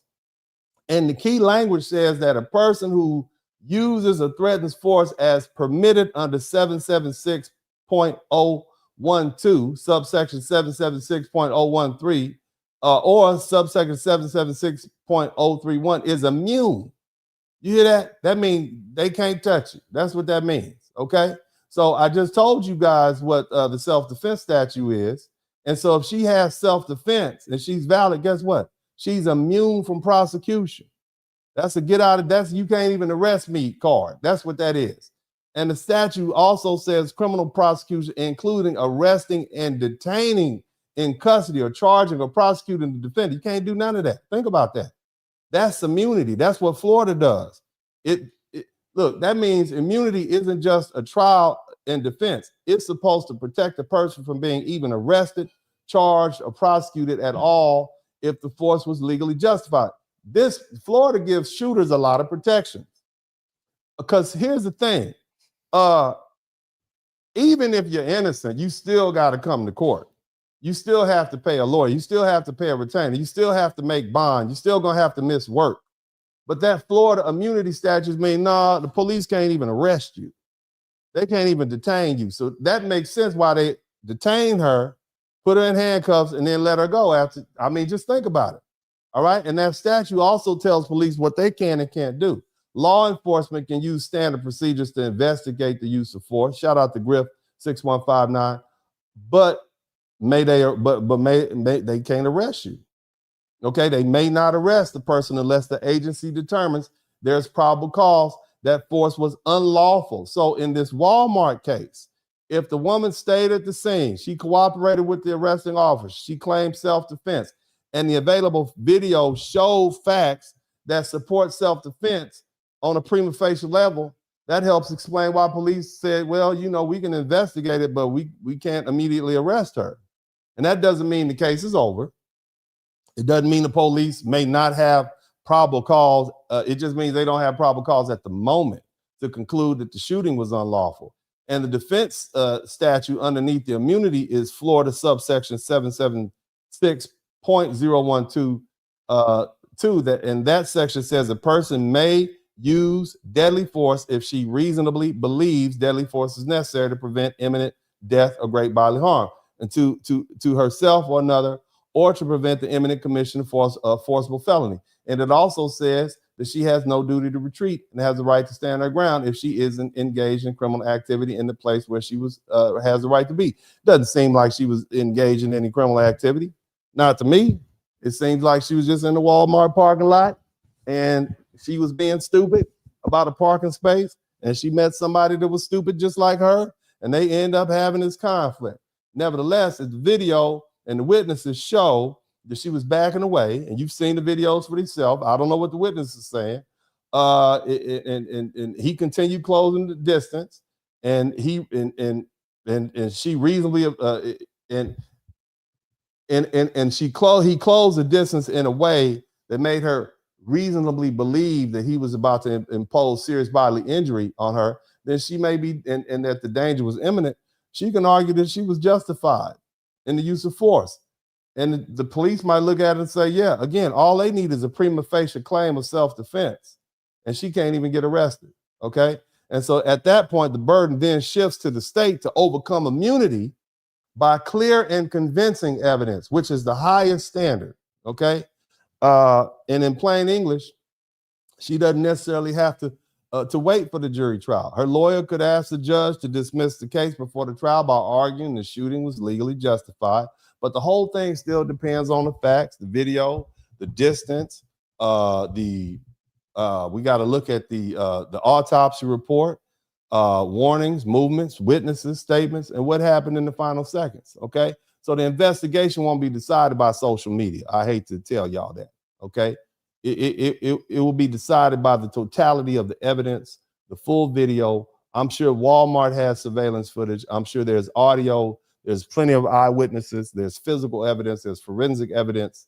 The distance between the parties, the angle of the shot, what both people were doing at the final seconds before the trigger was pulled. And at this stage, it would be very premature to say she is clearly guilty. It would also be very premature to say that the shooting was justified. The proper legal analysis is this. Prosecutors are going to look at whether the shooting fits Florida murder statute, especially second-degree murder. And the defense is going to try to focus on justified and potential immunity prosecution. And that's why this case turns on that one narrow question at the exact moment when she fired. Was it reasonable? Would a reasonable person, somebody type reasonable man, okay? And this is what we want. We want reasonable people in civilized society. What would a reasonable person do? What would a reasonable person believe? All right? And that's the case. That's the law. All right? Now, I have another video that I want to share with you guys because I want to particularly break this down because I found this to be particularly onerous, if you will. So I'm going to take the opportunity. And the reason is because this non-lawyer makes these statements in a very matter-of-fact way. It's about 3 minutes long. So you guys, let's listen to it together. And this one, ladies and gentlemen. I'm gonna actually just let him speak through the whole video, and then I'm going to come back and address it. You guys, please just sit back and listen. This gentleman, I don't know him, don't know who he is, but he starts off with man fatally shot in Walmart parking lot following dispute over parking space authorities. This is him. Let's listen to the dude with the yellow safety vest on. Somebody type yellow safety vest. So let's talk about this one, ladies and gentlemen, because again, same narrative, people don't understand how the law works in these types of situations, so we'll go over this. So what I'm going to do for y'all is I'm going to list the penal codes up here in this section of the ones, as we talk about them, of what you're going to be looking for to understand how this is going to apply. So the first one that you're going to be looking for is 790.10. That's the improper exhibition of a firearm in Florida.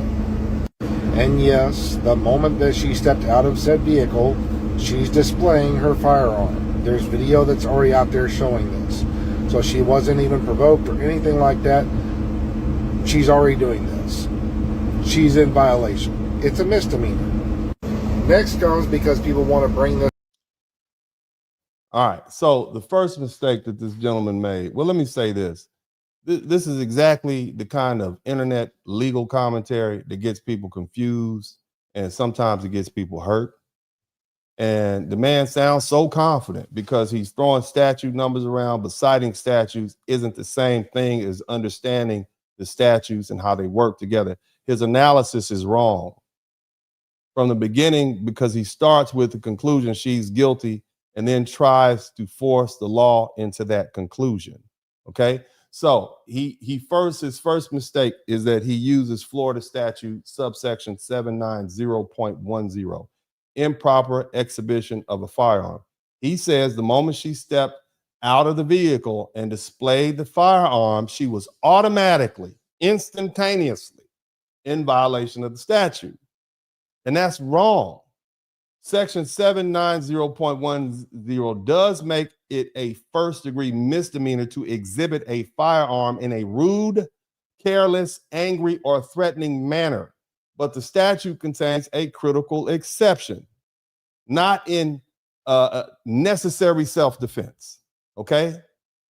In other words, the statute itself says improper exhibition doesn't apply if the display was part of necessary self-defense. So you can't say she displayed the gun, therefore she's guilty, without first deciding whether she displayed the gun because she reasonably believed she needed to defend herself. He skipped that part, okay? He skipped that exception inside the very statute he cited. And see, this is the danger of this layperson analysis. This is reading half the statute and pretending the other half doesn't exist. He would fail his law school test on criminal procedure if this was the test. Let's keep listening. This up is we're going to have to go with stand your ground. Now again, in this one, you're mostly going to be looking at 776.013 section 1 part B. Now that's only because people out here are saying, oh, she had a right to stand her ground. So okay, if you do that, fine, and you have to use that one because it was unaliving force that was presented before there. So again, if you're using that, they say that you have to claim self-defense, right, in that part. So then you're going to have to go to 776.012 section 2 in Florida. And nowhere in there, if he's staying so far away, which is almost a body length away, not using a weapon or anything like that, I'm sorry, you fall flat. She is going to be found guilty by that standard. So what is she going to be guilty of? You have two options. Okay. All right. So again, let's he's still treating displaying or pointing the gun as automatically criminal, and that's the fallacy. Florida law doesn't work that way. Florida self-defense statute 776.012 expressly covers both the use and threatened use of force. Use and threatened use of force. In other words, self-defense can also be the threatened use of force because displaying a firearm is considered assault. Somebody type assault and battery. We're going to learn something real quick. Assault is placing a person in reasonable apprehension of receiving a battery. A battery is the unlawful touching of the person of another. Now, in some states, they call assault terrorist threats, and they call battery, okay? Or they call assault battery. They mix it up. It comes from the common law, but when you go way back, and the great thing about going to school in Louisiana is that the bar examination is all written. So they literally give you 3 days, 9 tests. They give you some blank paper, and then you have to write it all out, which means you have to do some thorough research. And the only place you can learn the Napoleonic Code is in Louisiana, either at LSU, Southern University, or Tulane. But the bottom line is it's not a fill in the bubble test. It's a you need to literally read it. And so because of that, we had to go old school. So assault and battery are the proper terms. But the bottom line is typically displaying a firearm against someone is considered assault. In other words, just pulling it out is a crime. Okay. And so this gentleman confuses pulling it out with a crime. But again, the Florida statute protects people who pull their dangerous weapon out in an attempt to protect themselves. That's specifically written in the Florida self-defense statute 776.012, and expressly covers the use of threatened, both the use and threatened use of force. In other words, displaying the firearm. And that matters because pulling or pointing a firearm is threatening. It's threatening the use of deadly force. And under subsection 776.012, a person may be justified in using threatening to use deadly force if she reasonably believes it's necessary to prevent an imminent death or great bodily harm, or to prevent imminent commission of forcible felony. In other words, if I think somebody is about to do something bad to me or take my life, I'm gonna pull my pistol out, and the police can't then turn around and arrest me for assault or displaying a deadly weapon. That was self-defense. So that was very thoughtful of the Florida Congress and the governor for putting that into place. So the legal question isn't did she show the gun? The legal question is, was threatening force reasonable and necessary under the circumstances? Okay, and that's going to be something that the jury would have to determine. Now, the third mistake is that he relies on subsection 776.013, like that's the main statute for this Walmart parking lot case. That's sloppy.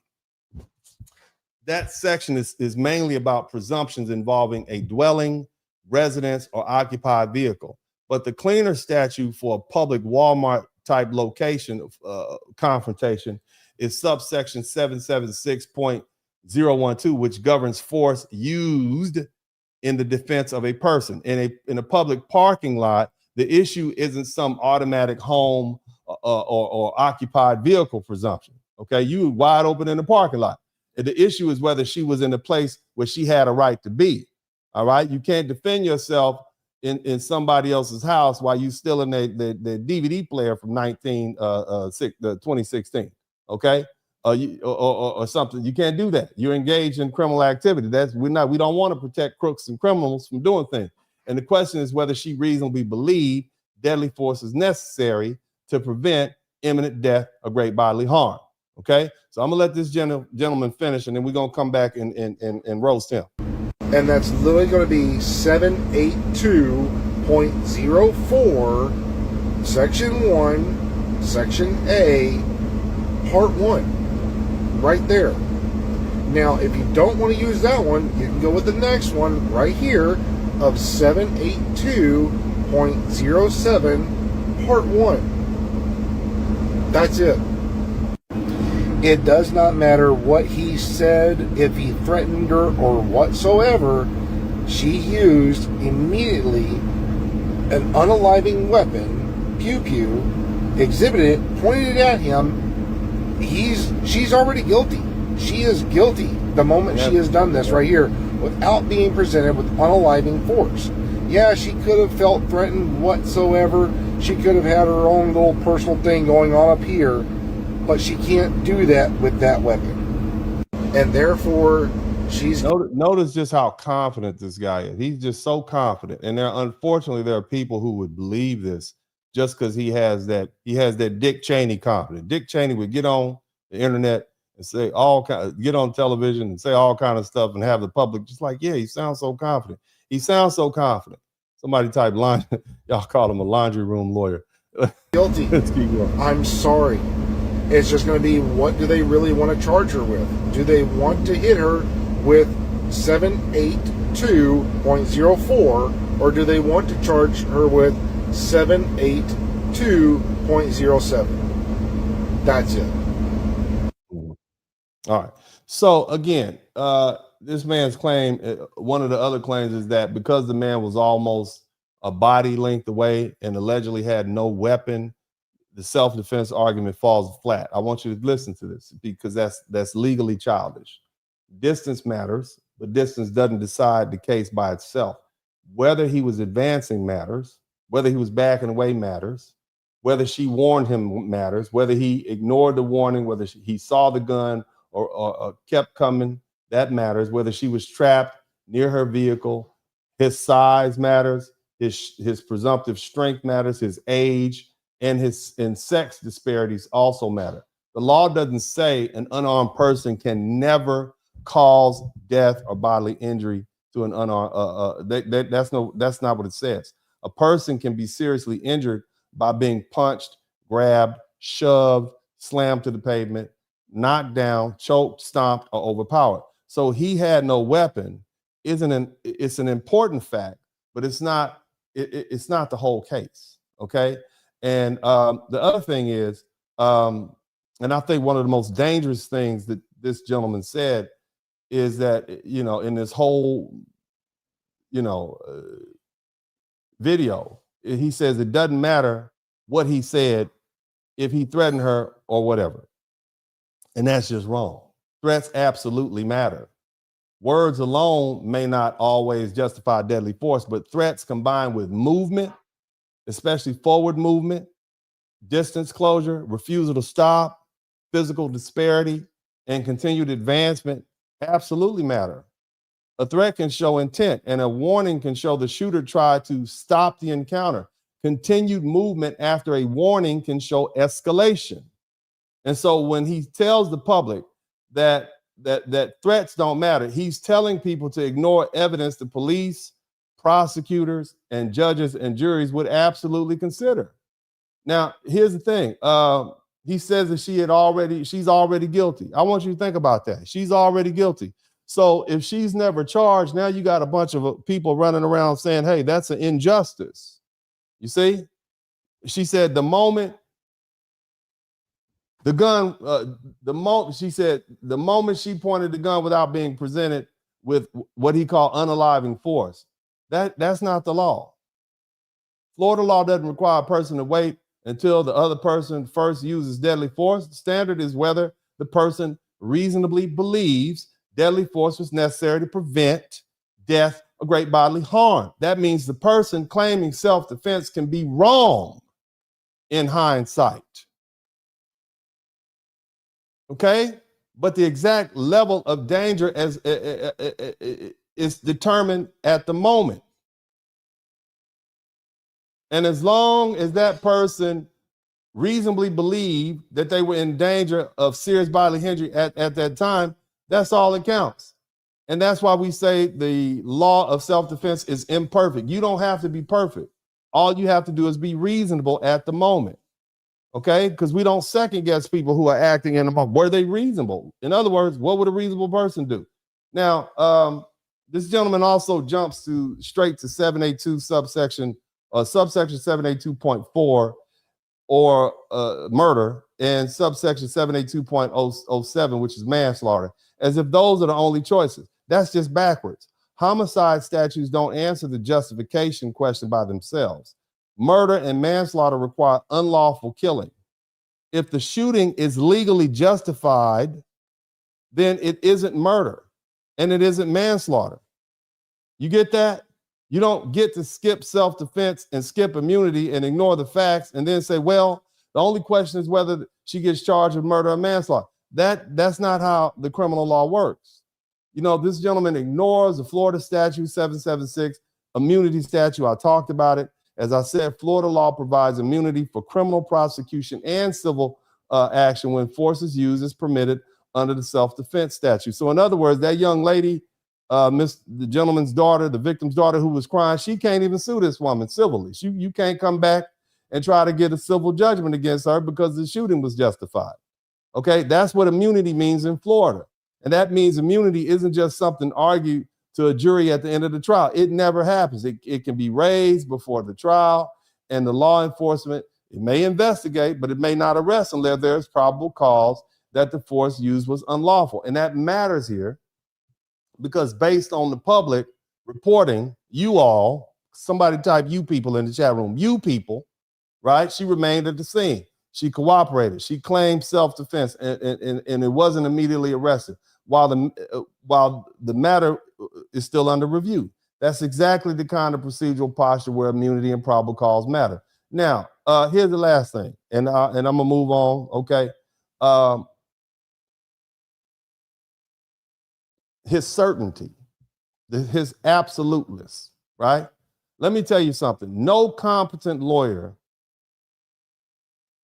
should look at a partial public video, and this is a non-lawyer, okay? But you shouldn't be out here looking at public videos, incomplete facts, right? Saying whether she's gonna be found guilty or not, or innocent for that matter. That's reckless.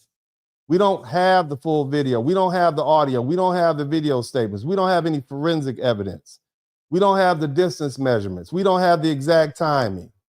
We don't have the full sequence before the shot. A serious lawyer would say that the facts may help or hurt depending on what the complete evidence shows. A serious lawyer wouldn't declare guilt from a short clip and a statute number. And that's why this type of layperson, non-lawyer, that type of commentary is dangerous, because you all, somebody type you people will believe it. See, he's not just giving an opinion. He's presenting wrong legal conclusions as education. He's teaching people that displaying a firearm automatically makes them guilty. That threats don't matter, and that unarmed aggressor can never justify deadly force, and that prosecutors only have two options. That's legally flavored misinformation, and legally flavored misinformation is worse than ordinary ignorance, because it sounds smart enough to fool people who don't know the law. Now, that being the case, let's proceed. Are you all learning something? If you're learning something, let me know. And I'm gonna talk about some of the things I hear you all saying on the internet. One thing people keep saying: did she have a duty to retreat? Now, under Florida law, that's not the main question.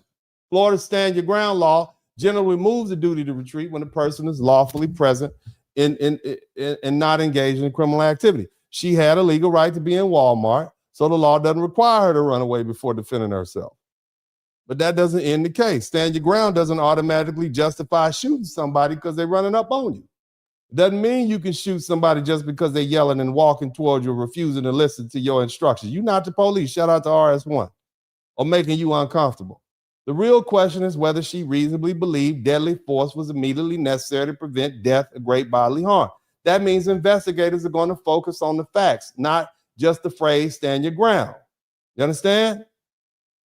And under Florida law, the question isn't whether a woman had a duty to retreat. The Florida stand your ground statute removed that duty to retreat. Okay? But again, that does not conclude anything. Now, the other thing is, I hear a lot of folks saying the race issue. A lot of black people are saying the stand your ground only protects white defendants, or black defendants are routinely denied the defense. And in the context of the racial game we play, shout out to Frozen 6, in the context of this game that we play here in America about race, in other words, what they're saying, what black folk are saying, is that the referees are bought off and they're cheating for the other side. That's what they're saying. That said,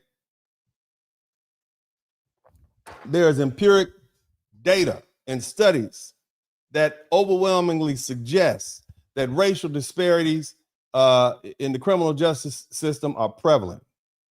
Okay? And they also have research that says that there are disparities in how self-defense claims are evaluated, and that there have also been black defendants who have successfully asserted self-defense or stand your ground. Okay? Whether race affects outcome in any individual case can't be assumed without examining the specific facts that prosecutors, decisions, judges, rulings, juries, and evidence are presented. You see? We don't know yet. They didn't even arrest the woman. She's clearly black. So what does that tell you? Looks like they think it's a prima facie case of self-defense, and she might have an immunity claim. I'm not saying they won't arrest her later. I'm just saying as of right now, somebody type right now. You don't know, but you're so hell-bent on playing the race game, just like the white people. The white people are playing, the black people are playing. This is what we do. Okay?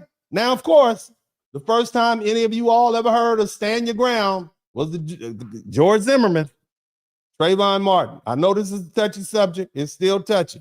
It's right up there with OJ. I get it. Okay? I get it.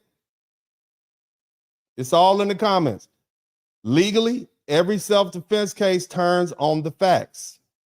And a prior acquittal doesn't establish that another defendant will or should receive the same result. Now, listen to this. Let's start with this. Okay? And I'm going to talk about Zimmerman in a minute. And this is something that I've dealt with before. Somebody type proportionate. Because I notice people are saying something that they need to listen to. When we talk about self-defense and proportionality, okay? A person may use deadly force before being struck if they reasonably believe they're about to suffer imminent death or great bodily harm. The law doesn't require waiting until the first punch.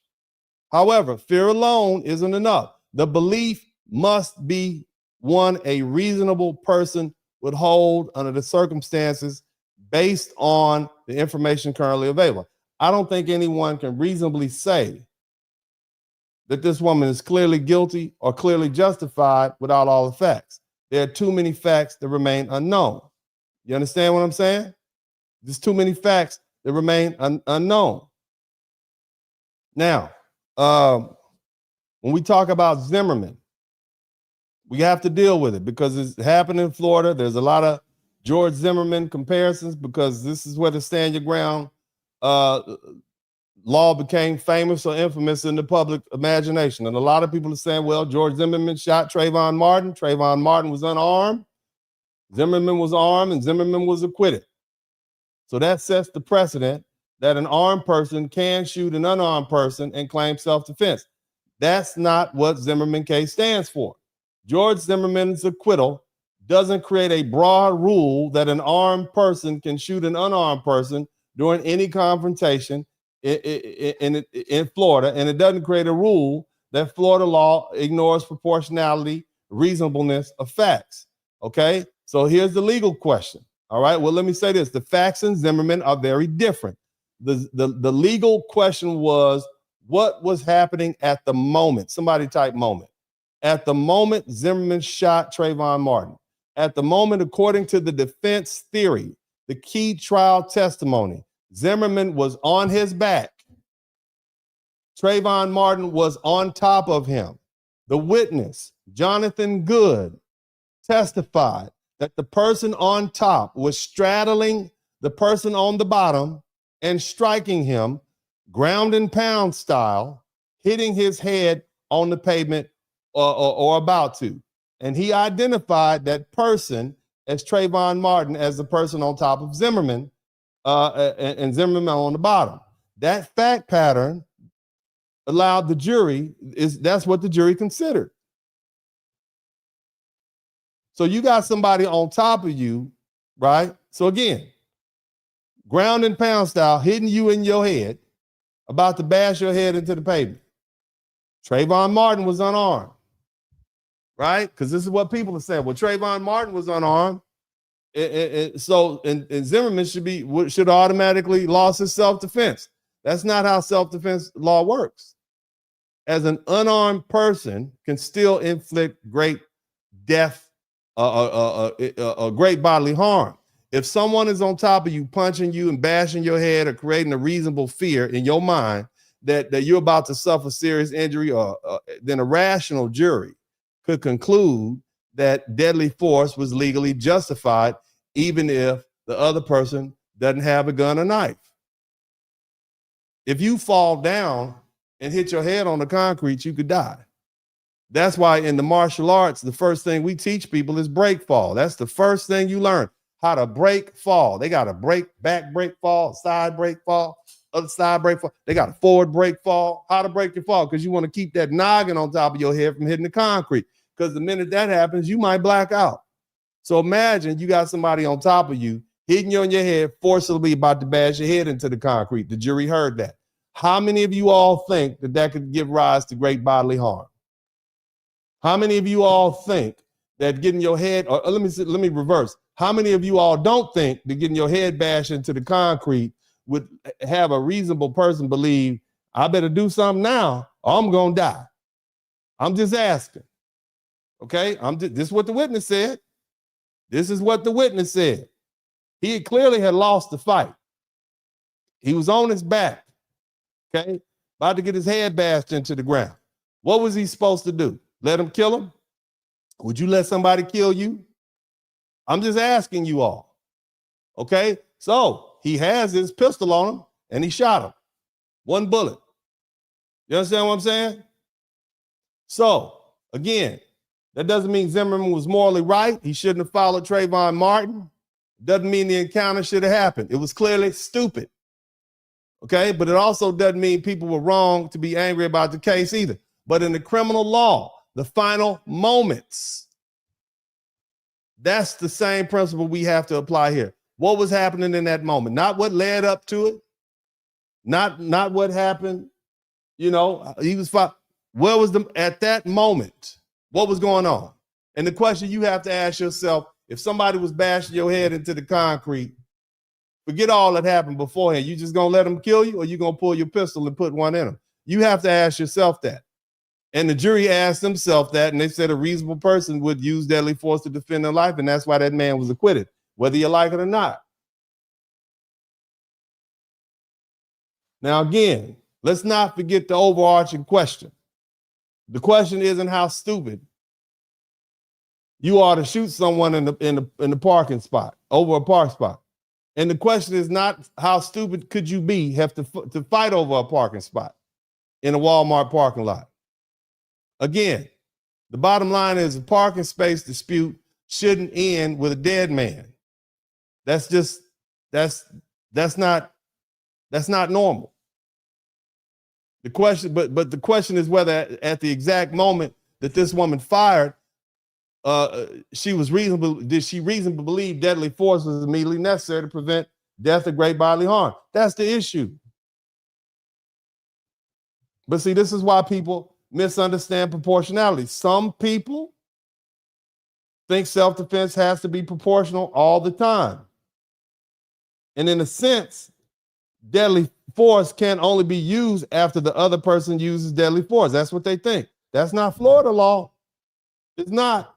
In some states, you have a duty to retreat. In some states, even if you don't have a right to use deadly force. It's horrible. But that's not Florida. Florida law doesn't require a person to wait until they're shot before they can use a gun. It doesn't require a person to wait until they're stabbed before they can use deadly force. It doesn't require a person to wait until they're punched or grabbed or choked or knocked down or stomped or seriously injured before they can defend themselves with deadly force. But the belief has to be reasonable. The threat has to be imminent. Deadly force has to be necessary. Again, self-defense is an imperfect defense.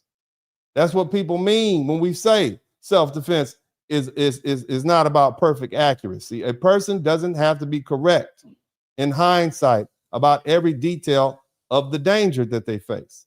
The law allows for the fact that people under threat may not have perfect, accurate information. The question is whether the belief was reasonable at the time. Okay? The law, the judges, the decision, from the pressure of the moment, they don't expect you to be perfect. It doesn't expect to be, would not expect you to be perfect. And you folk who are sitting comfortably online, second guessing this situation after the fact, you don't know. Now, we introduced this case, if this woman was backing away, according to the video that we've seen, right?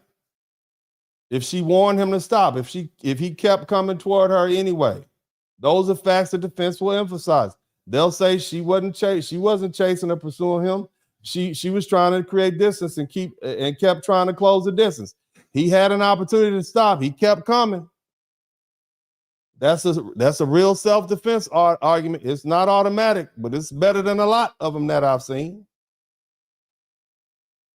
Now, a jury would still want to know how close he was. Now, we can kind of approximate from the video, but they want testimony. They want definitive numbers if possible. How fast was he moving? Whether he was threatening her. Whether he swung at her that we didn't see on the video. Maybe a witness saw that. Whether she said, come over here and I got something for you. We don't know. Was he reaching for her? Was she reaching for him? I don't know. Whether she created or escalated the confrontation, whether he stopped or slowed down before the shot, whether the deadly force immediately, I don't know. But the prosecution is going to look at all those facts and argue this wasn't life or death encounter. That's what they're going to say. They're going to ask whether, shout out to Torrin Jones.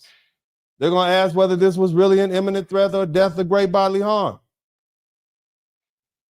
They're going to ask these questions. But at no point should anybody be yelling closed case at this point. Now, some of you folk think stand your ground only protects white folk. That's what you said. I've read your comments today. Other people are saying race has nothing to do with it. Both sides are oversimplifying it. It's fair to discuss racial disparities and how self-defense claims are investigated and charged and argued and received by juries. Anybody who practices law knows that's true. Anybody who studies the justice system knows race affects public perception and institutional decision-making. But you can't responsibly predict the outcome of this specific case based on the fact that the shooter is a black woman and the victim is a white man. Race is going to shape the public debate, as you see. Race is going to shape the media framing. We're used to that. Race is going to shape how people emotionally respond to the facts. Y'all have gone to y'all corner. But legally, this case is going to come back to evidence. The video, the witnesses, the distance, the movement, the warnings, the timing, the physical positioning, the final seconds before the shot.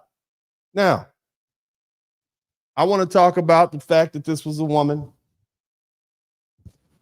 defending herself allegedly against a man. Okay? On top of that, it wasn't no big gal. It was a small woman. Okay?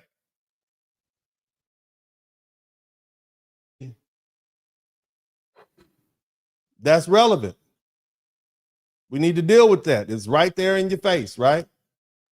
Something we need to deal with. If you want to talk about that, hit the subscribe button, because this is what you're going to get here. Now, men and women are not equal.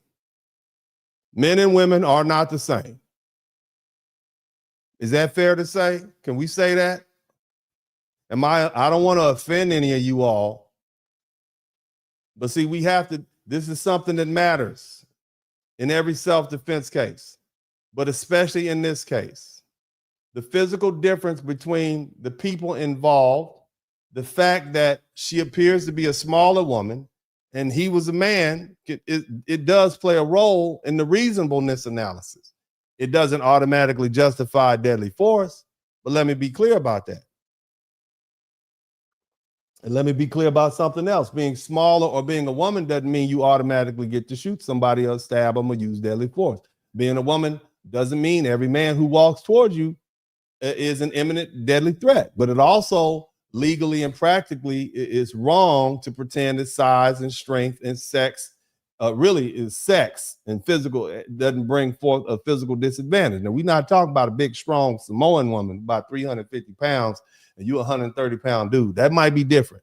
That's why I made sure I add size, strength, and sex and physical disadvantage. Have you ever seen a Samoan auntie up close and personal? She will grab you like that with them big, meaty hands and wrap you up and throw you across the room and then reach over and bring you back. You understand that? I'm trying to tell you. So we're not talking about every woman. Okay, there's some big, strong ladies out there, and you don't want to wrestle with them. They will put something on you, and you will never be the same afterwards. You were like, what happened to me? Now, Under Florida law, the question is whether a reasonable person in her position would believe deadly force was necessary to prevent imminent death or great bodily harm. Her position includes the actual circumstance she was facing at the moment. Somebody type "at the moment." That means the law doesn't look at this like some abstract argument between two equal people standing in the courtroom. That's why, we say the law is blind, but it's clearly not. The law is going to look, is that a woman? That's a man? Okay. The law is not blind, okay? The law looks at the physical reality of the participants in the confrontation. Was she smaller? Was he larger? Is the presumption that she was stronger or he was stronger? Was she alone? Was he closing the distance? Was she backing away? Did she warn him? Did he ignore the warning? Was he still coming after he seen the gun pointed at him? Somebody type stupid. Could he physically have overpowered her if he reached her? Ladies, do you think the average man could physically overpower you once they put hands on you? Because, see, that's what the jury is going to consider. Did she act reasonably? Those facts matter because physical threat isn't just about whether somebody had a gun or knife. A person can cause great bodily death with their hands and elbows and feet and so on and forth. They can break bones. They can put you on the ground and bash your head in the pavement. You see? And this is where, there's a size disparity in the presumption of strength. And this is where people have been trying to compare this to the Carmelo Anthony case. We're going through everything today. You hear me? We're going to talk about it all. I'm going to get it out. I'm going to get it all out for you. Now, a big to-do was made about the fact this Carmelo Anthony case because Austin Metcalf was bigger. And the jury clearly understood that. Austin Metcalf was about 6'1", 210 pounds. Carmelo Anthony was about 5'11", 163 pounds. This is what the stats say. Okay. Now, some people are trying to embellish. Oh, no, he was 5'2", 105 pounds. You mean he was trying to get a football scholarship? He was playing free safety in Texas at how big, y'all? 130 pounds? It's possible, but I'm just saying. But the bottom line is they wanted that size difference to carry the whole self-defense argument. But I never bought that as some massive physical mismatch because we talking about two 17-year-old young men. Both of them were male. Carmelo Anthony wasn't some frail, helpless child. Okay, he wasn't. He was a robust, muscular young man. They actually showed him doing some 7-on-7 drills.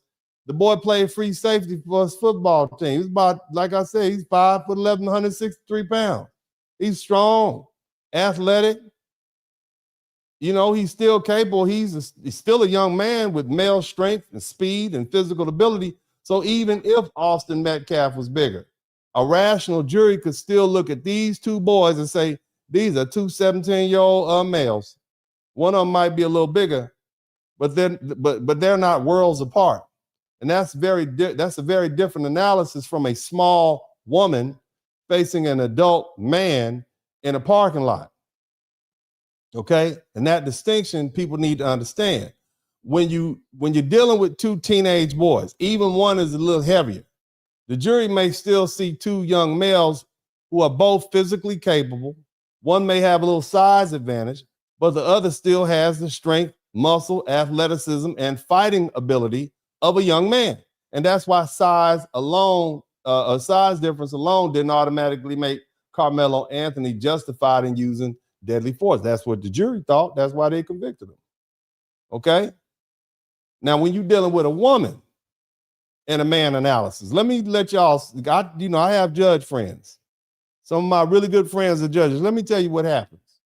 When you bring your behind down to the courthouse as a man and you say, well, she hit me first, and then you hit her back, the judge is going to say, well, I get the fact that you hit her back, but because you're a man and you're stronger and you're bigger, the proportion of force that you used was disproportionate because you're a man and she's a woman. That's what the judge is going to say. So we're going to go ahead and sit you down for 5 to 15 years for domestic violence. Case dismissed. And if you say, but judge, she hit me first. She had done it before. You should have left it in. My hands are bound. I'm going to follow the law. And then you're going to go to jail. And many men who've been down to the domestic violence court know exactly what I'm talking about. You know, when she calls up the police on you and say, well, he hit me, even if she hit you first, you going to jail. Somebody type go to jail in the chat room. Somebody type, because go to jail. And the thing is about domestic violence,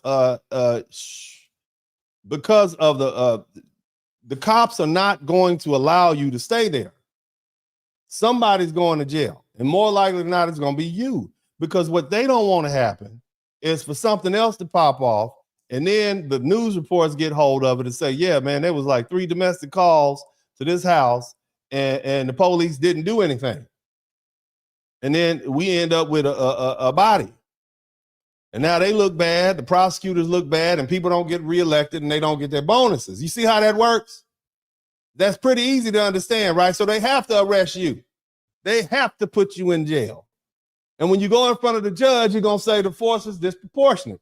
That's the difference between men and women in the law. I don't care what Ketanji Brown says. She don't know what a woman is. I know what a woman is. The police know what a woman is. And the judge knows what a woman is. Now, a woman on average is at a natural physical disadvantage in a violent confrontation with a man. That's not politics. That's just physical reality. Men generally have more upper body strength, more muscle mass, greater grip strength, greater punching power, greater ability to physically overpower women in close quarters. Women generally have less muscle mass, less upper body strength, and less bone density. So when an adult man is closing a distance on a smaller woman, especially in a parking lot confrontation, a jury is going to view that threat very differently.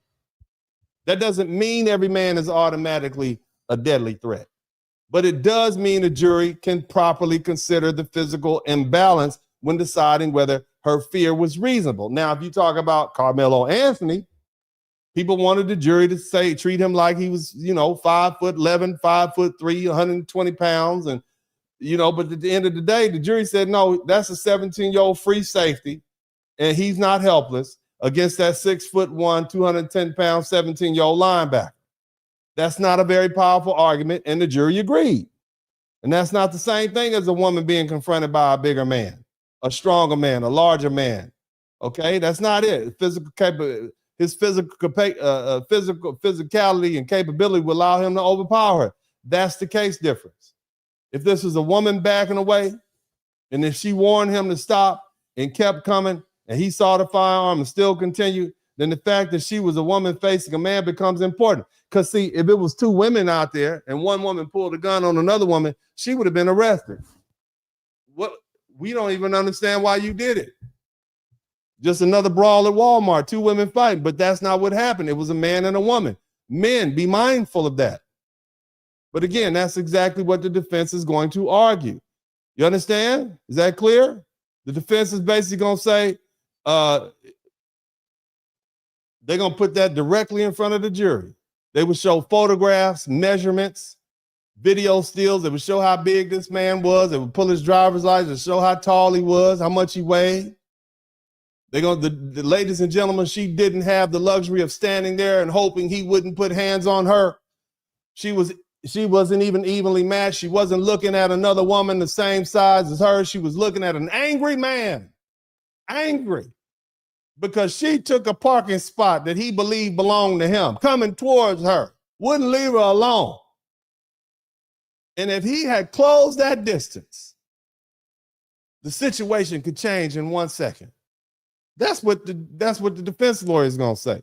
Of course, the state is going to say size, if the state, I would argue, if I was arguing for the state, I would say the physical disparity alone doesn't authorize deadly force. That's not what the law says. I would say she might have been smaller and he may have been male, but that doesn't answer the legal question. Was he actually about to attack her? Right? Yeah, he might have been close and distant. How close was she? Right?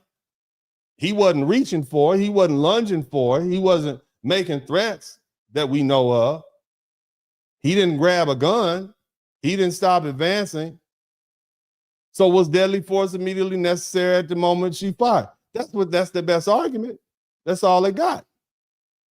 Okay?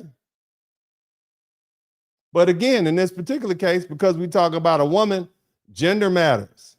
The perceptions of strength matters. The ability to physically overpower someone matters.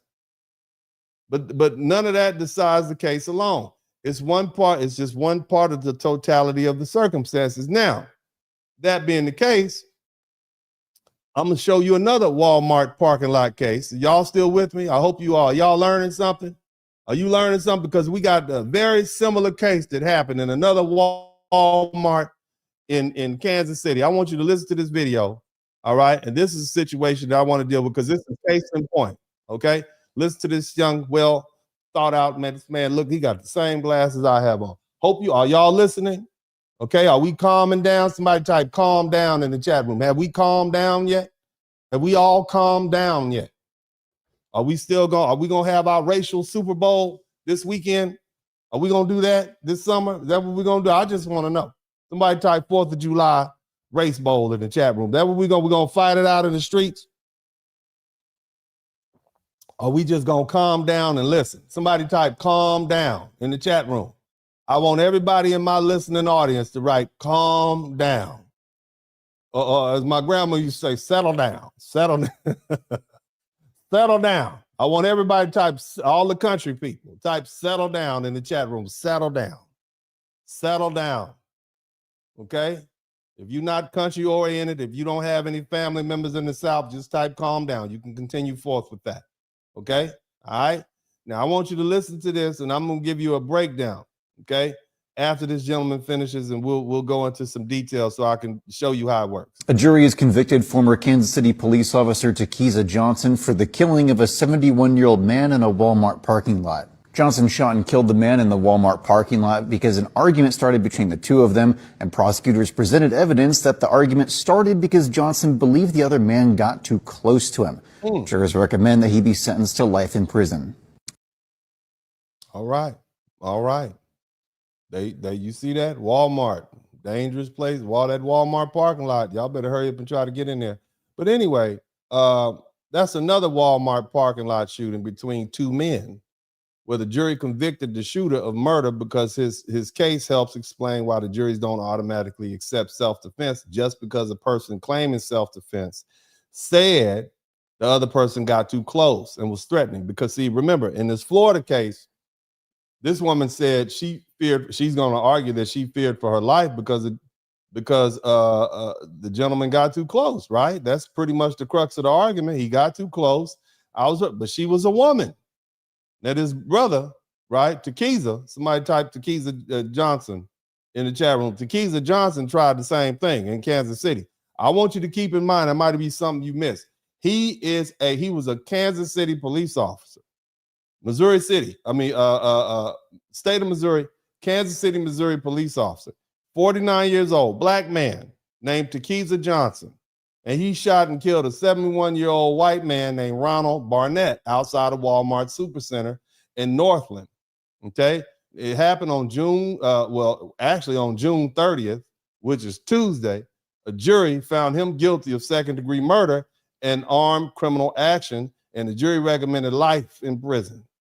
Okay, on the murder charge and another 15 years for armed criminal action. You understand me? Somebody type Takeeza. You ain't gonna see him no more.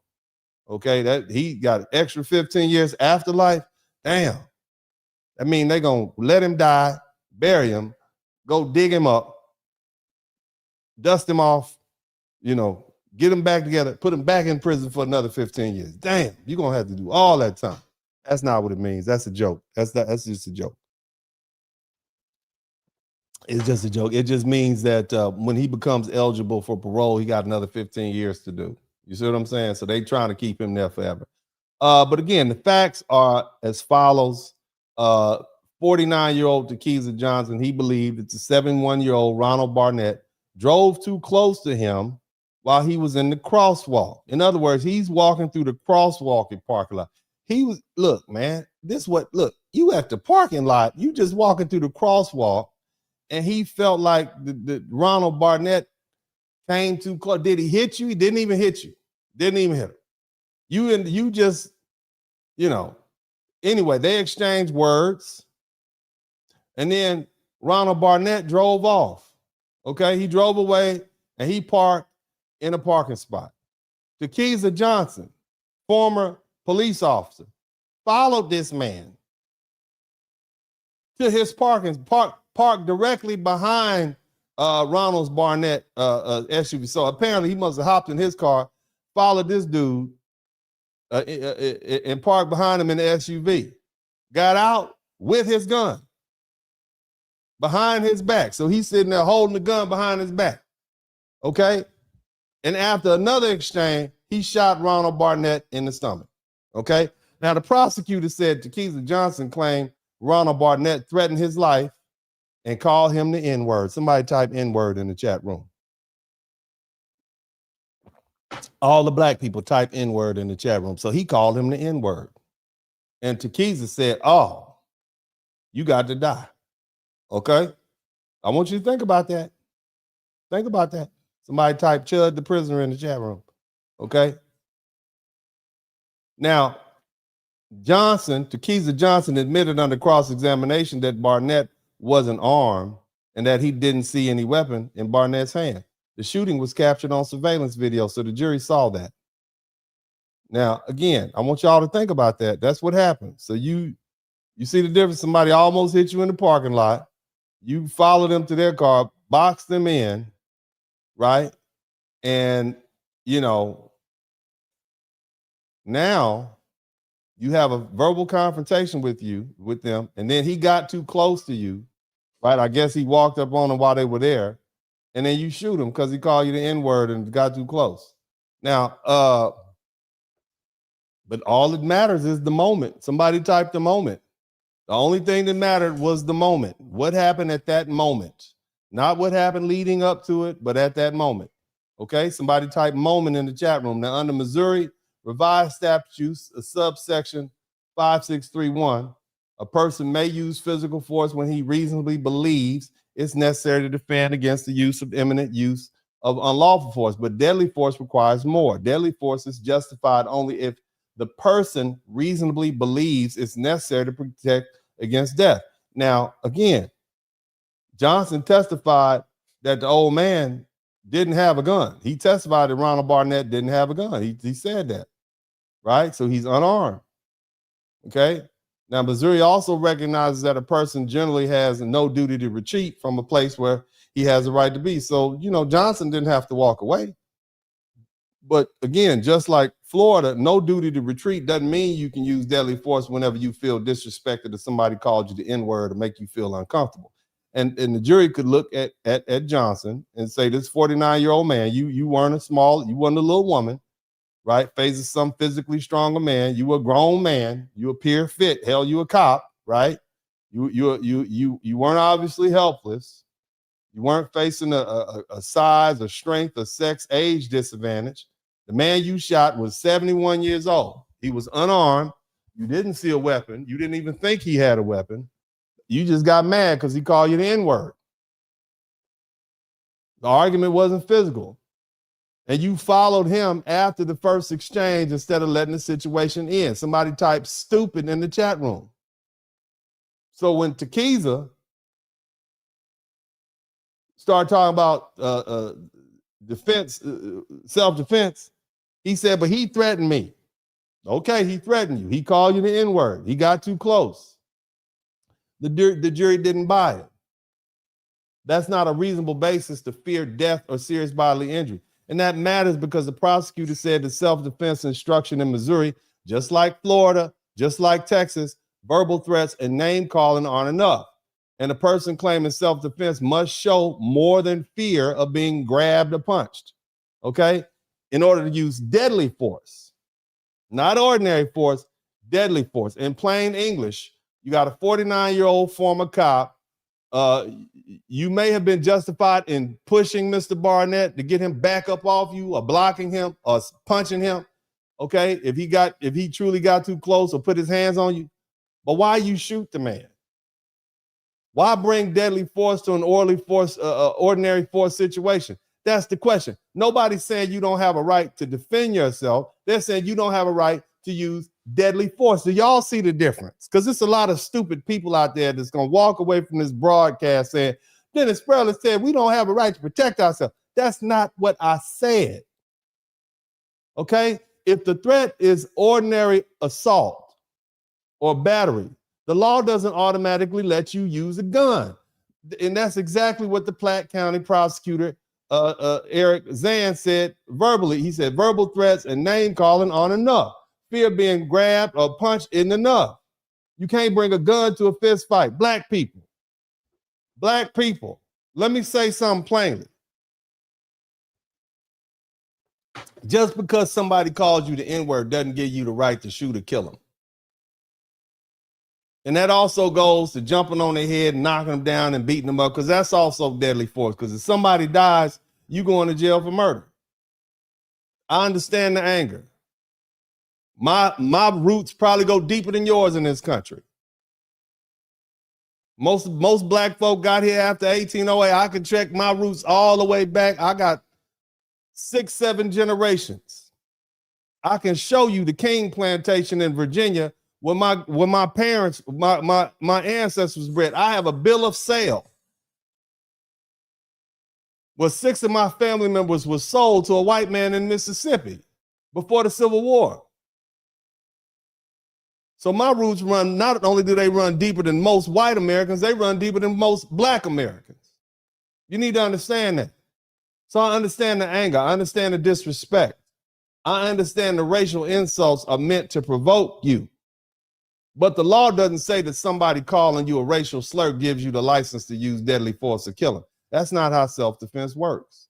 Deadly force is justified only if the person reasonably believes it is necessary to protect himself or herself or another person against death or serious physical injury or some sort of felony. Now, I will say this.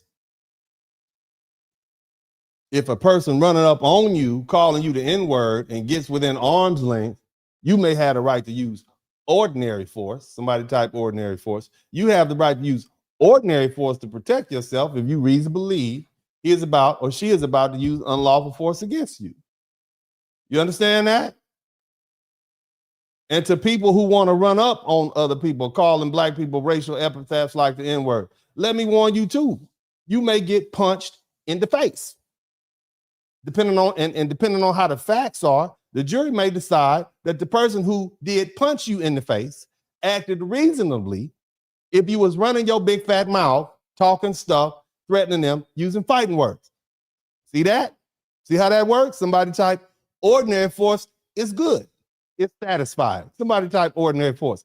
Ordinary force is satisfying. See that? What would you rather have? A free punch in the face? And you get to walk away and the jury say case dismissed because they call you the N-word? Lesson learned. See? Ordinary force allows you to walk away and you get to teach a lesson. So that person who you punched in the face say, you can't say nothing to them N-words. Can't call them an N-word to their face. They'll hit you in your face. You know how much dental work I had to go through to get this doggone jawline back and right? Yeah, that's what you get. Now, again, because I don't want to get too far off the subject because y'all clearly see that I can ramble, all right? Bring this back to this North Lauderdale, Florida Walmart case. The comparison is powerful because both of these cases, whether we talking about that Missouri case and this Walmart case, happened in Walmart parking lots. Arguments leading to killings over parking spaces. However, one situation, a grown man claimed that he feared another 71-year-old elderly man who was unarmed because the man got too close, but that's not the same as a woman claiming she feared a grown man who allegedly kept coming too close to her after warnings. That doesn't mean every woman automatically wins self-defense and every man automatically is a deadly threat, but it does mean the jury is allowed to look at the physical reality of the confrontation. Who's stronger? Who's more capable of inflicting harm? Who followed whom? Who escalated? Who introduced the gun? Who had the ability to disengage? Who actually was facing an imminent threat? And in the Johnson case, the jury apparently didn't believe this fear was reasonable, and that's why the self-defense argument didn't carry the day. And in the Florida case, the question is still the same. At the moment this woman fired, would a reasonable person in her position have believed? Somebody type believe. Would a reasonable person have believed that deadly force was necessary to prevent her death or great bodily harm? And if there was a meaningful man versus woman physical disparity, a jury may see fear very differently than they saw in that Johnson case. That's not politics, and that's not hypocrisy. That's reasonableness. You understand what I'm saying? That's reasonableness. Okay? Now, that being the case, what stands out to me in this video, and I'm gonna run this video back again because I want you all to see it, because you all may not have seen this. I got one. Check this out. Fair use. Up. Video shows a woman in North Lauderdale, Florida, shooting and killing a man outside of a Walmart after a parking dispute. Walk away, the woman says in this very short cell phone video that ends. We're now seeing what happened in the minutes prior. Take a look at this dash cam video. That's the woman with the gun on the left, getting out of her car, holding a phone in her left hand and a gun in her right. A witness tells 7 News that moments before this, she'd gotten into an argument over that space with the man we see in that cell phone video. In fact, the witness says the man parked his white SUV like this, blocking the space, but minutes later he moved. She then pulls into the space, and according to the witness, she spoke briefly to the people in that white Honda. She's speaking to the people in the car. She's not talking to him. She's speaking to the people in the car. They told her that that man was still in there, and that looks like a white person to me, or maybe a white Latina. The bottom line is she's speaking to the people in the car. She's not talking to the guy. So when the lady earlier said she's mouthing off, she's not even talking to the guy. Okay? So let's keep listening. Who the witness says told her the man was still in the parking lot. Then you see him, 62-year-old Bart DeGuglielmo, walking up to her. She points the gun, and for at least 30 seconds, they exchange words. At one point, he follows her as she walks around another car, still pointing the gun. He appears to walk away, but immediately comes back, and she fires. All this time, it appears she's still on the phone. He would later die at the hospital. Deputies arrived roughly 3 minutes after the shooting, and that woman, we're told, is claiming self-defense. Now, I would say free her, but it seems like she's already free. They just detained her and immediately released her after questioning her and her claiming self-defense, and I guess someone showed them this video. The dude literally brought this onto himself, and this is fully self-defense. If someone says it isn't, I don't know what their issue is. It's got to be some sort of... This is how he had parked his car to block the parking space, okay?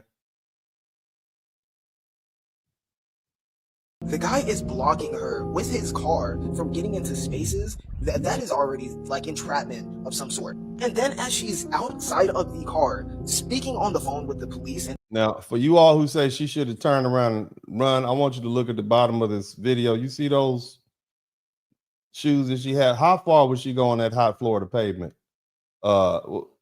with those flip-flops on or whatever, those slides on? Sometimes running is not available, but I did see she backed up. Let's keep listening. Speaking with the people inside of the car, he literally goes out of his way to approach her. Yeah, he's nuts. And then keeps on following her. And she says, yo, don't do that. Don't keep on following me. Keeps doing it. Gets shot. What do you expect? Especially as a grown man? Do you think you can just approach women like that in this day and age? Nah, get out of here. All right. So again, let me I'm gonna give you an honest take on what I see. Because one thing, you know, that does stand out publicly, and I think everybody's comment is according to the video footage and what we see in the description circulating online, she appears to be moving away from him and he continues to be moving forward. We all can agree with that, right? And it's going on for like 30 seconds. We're not talking about a 3-second interval. Okay. And if a jury concludes that he knowingly continued advancing after seeing the gun pointed at him and after hearing warnings, that fact would likely help the defense, because at that point the defense will argue that this wasn't just an argument. You have a man refusing to disengage from a conflict with a woman, ignoring warnings, closing distance, forcing her to make split-second decisions. Right now, the evidence we need most is the evidence from the final few seconds before the shoot was fired. Now, that's where the case will be won or lost.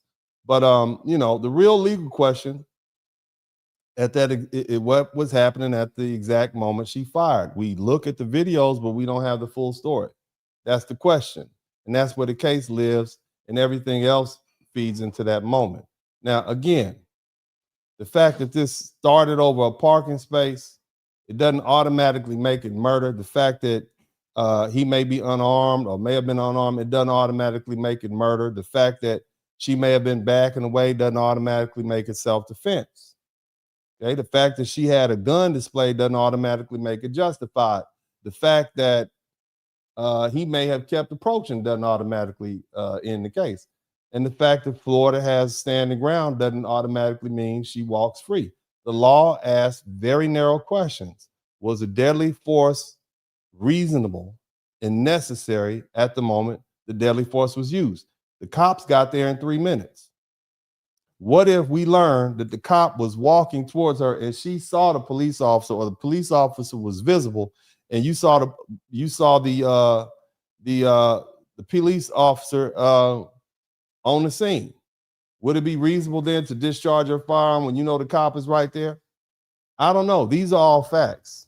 Now, if I were analyzing this case as a trial lawyer, I wouldn't be nearly as confident as you people online. Somebody type "you people" in the chat room.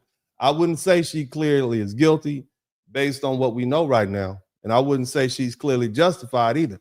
What I would say is this: she has a real solid self-defense argument, but the strength of the argument depends entirely on the facts we may not have yet. And that's the difference between social media commentary and trial lawyer analysis. Social media wants a verdict immediately. Trial lawyers know better. A case like this can turn on the camera angle. It can turn on a missing second, a witness statement, a warning. Okay? Who was moving forward? Who was moving backward? Was something said? Did somebody reach? Was there a pause?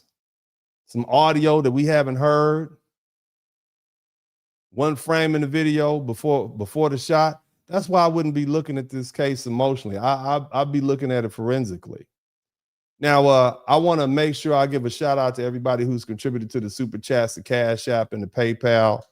What I want to do at this time first, though, is, I have a few more things to say, but I want to take the time to acknowledge the real MVPs who hung with me for this 3-hour odyssey. And I just want to appreciate you guys. I hope you all learned something. I try to do this as a labor of love, and that's why it's so intensive. But I hope that you learned something. I hope you all have calmed down. Okay? The facts are not all in. There's a lot going on. It looks like what it looks like. Maybe it'll play out like that, but we don't know. Now, I want to give a big shout out to Gen X Warrior. Brother Spurling and sister appear to be trying to de-escalate and back away, but dude kept advancing towards her. However, you're right. Killing someone over a parking spot is plumb stupid. Yeah, that's pretty stupid. And you're right. All of that is right. Thank you so much, Gen X Warrior. I appreciate that. The Ed Warren, the realest brother on social media space. Man, good looking out, brother. All praises go to God. I thank the Lord for giving me the strength to be honest in the face of all this ridicule. But I'm going to keep on telling the truth because I'm more concerned about my legacy than what you folk think about me. I'm going to tell the truth. I'm going to tell the truth because the truth is going to outlast me and all the rest of y'all. And I'm not going to be one of these people out here who just trying to get likes and giggles and people that I don't need your pat on your back. I don't even like y'all enough for y'all to want your approval. I'm going to keep on telling the truth. But anyway, Gen X Boomer, realistically, this is Kyle territory. He knows she had a gun. He keeps getting close and acting weird. She's clean in my book. By the way, I'm a MAGA for life. Shout out to you. Thank you so much, Gen X Boomer. I appreciate you. Child ran boy down, so this must be okay. Well, when child ran him down, first of all, in the state of South Carolina, it's not illegal to pursue somebody like that. Okay.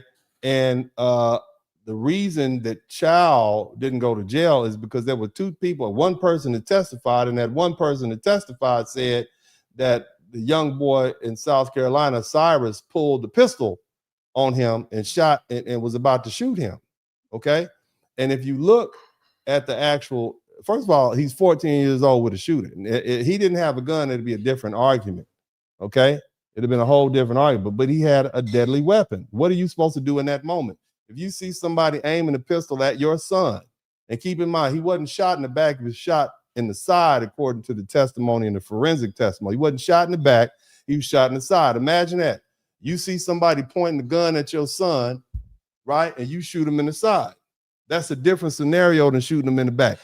Again, you have a right to feel how you want to feel, but you can't change the facts.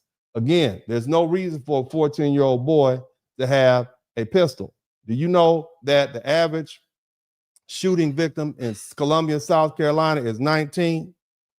Do you think that the 5 jurors, because it was 12 jurors, 5 of them were black, and all of them found Rick Child not guilty? So what does that tell you about the mindset of the black people, in that they are tired? They are tired of young people coming up dead from shootings. What does that tell you? Now, you can be mad at me for telling you the facts, but they acquitted him. And there was 5 black jurors. Any one of them could have held out, and he could have got manslaughter, a lesser included charge, but they didn't. They acquitted him because the black people in South Carolina, Columbia, South Carolina, are tired of these young fools with guns. That's what it is. And you don't have to like what I'm saying, but this is what's going on all across America. People are tired of these young fools with guns. I hate to say it. Rest in peace to the little boy Cyrus, but there's no way a 14-year-old child should be running around with a semi-automatic pistol. You think that's safe? Huh? Do you think it's safe? Huh? Do you want let's just give all the 14-year-olds, let's go to the middle school and give all the 14-year-olds pistols. Let's see how safe society is after a while. You tell me. Somebody type coon in the chat room. Somebody type bougie in the chat room. Somebody type boule in the chat room. What we're going to do, all you black people who disagree, who think that this was a bad shoot, he had no, I want you to give all the 14-year-old guns in your neighborhood, for all the 14-year-olds in your neighborhood, give them pistols fully loaded. I want hollow points for each one of them. Go pass them out. Pull up the truck, pass them out like ice cream cones. All right? That's what I want you to do. I want you to do. If you feel like it was, go ahead and do it. Let's see what happens. And then you begin, and when you decide no otherwise, now you see how the black jurors in Columbia, South Carolina felt. You understand what I'm saying? Go ahead. Let's do it. Let's see what happened. Now, y'all bold, because see, I'm from South Central LA. I know what it's like to be around a bunch of young people with semi-automatic pistols acting crazy. You bet it was the murder capital of America. But the whole time I was there, somebody typed whole time. I know what it's like. They will find any reason to shoot you. It's the home of the drive-by. So you can't tell me anything about what life growing up in an ultra-violent environment is like. I know what it's like. And I don't want that for myself or anywhere else. And I understand how those black jurors, those 5 black jurors in that South Carolina jury felt about Cyrus Belton and Rick Child. I understand exactly how they felt. They're tired of it. And anybody who's supporting it, you're just part of that degenerate culture. And on top of that, you've made your way to it's a black thing, it's an Asian thing. So you've made your way to your racial corner, and you just screaming at the referee. Bad call, ref, bad call. That's it. But you're not even using common sense. Again, do you want a bunch of 14-year-old freshly testosterone boys running around with semi-automatic pistols? You ask yourself that question, and then you'll understand how the jury felt. Okay, but anyway, thank you so much, Black Sand. I appreciate you. It's not okay. It's not okay. But anyway, thank you so much, Brother D. I really appreciate your unvarnished legal analysis. Blaming racism for everything is a waste of time. This was just 2 sensitive people making bad decisions on both. That's it. That's all I got. Yeah, race is always going to be a part, just like the weather. When you talk about something traumatic that you dealt with, like a car accident or a killing, what was the weather out like? It was rainy. Well, did the rain make you sell that crack? No, I was gonna do it anyway. Oh, okay. So it wasn't the rain.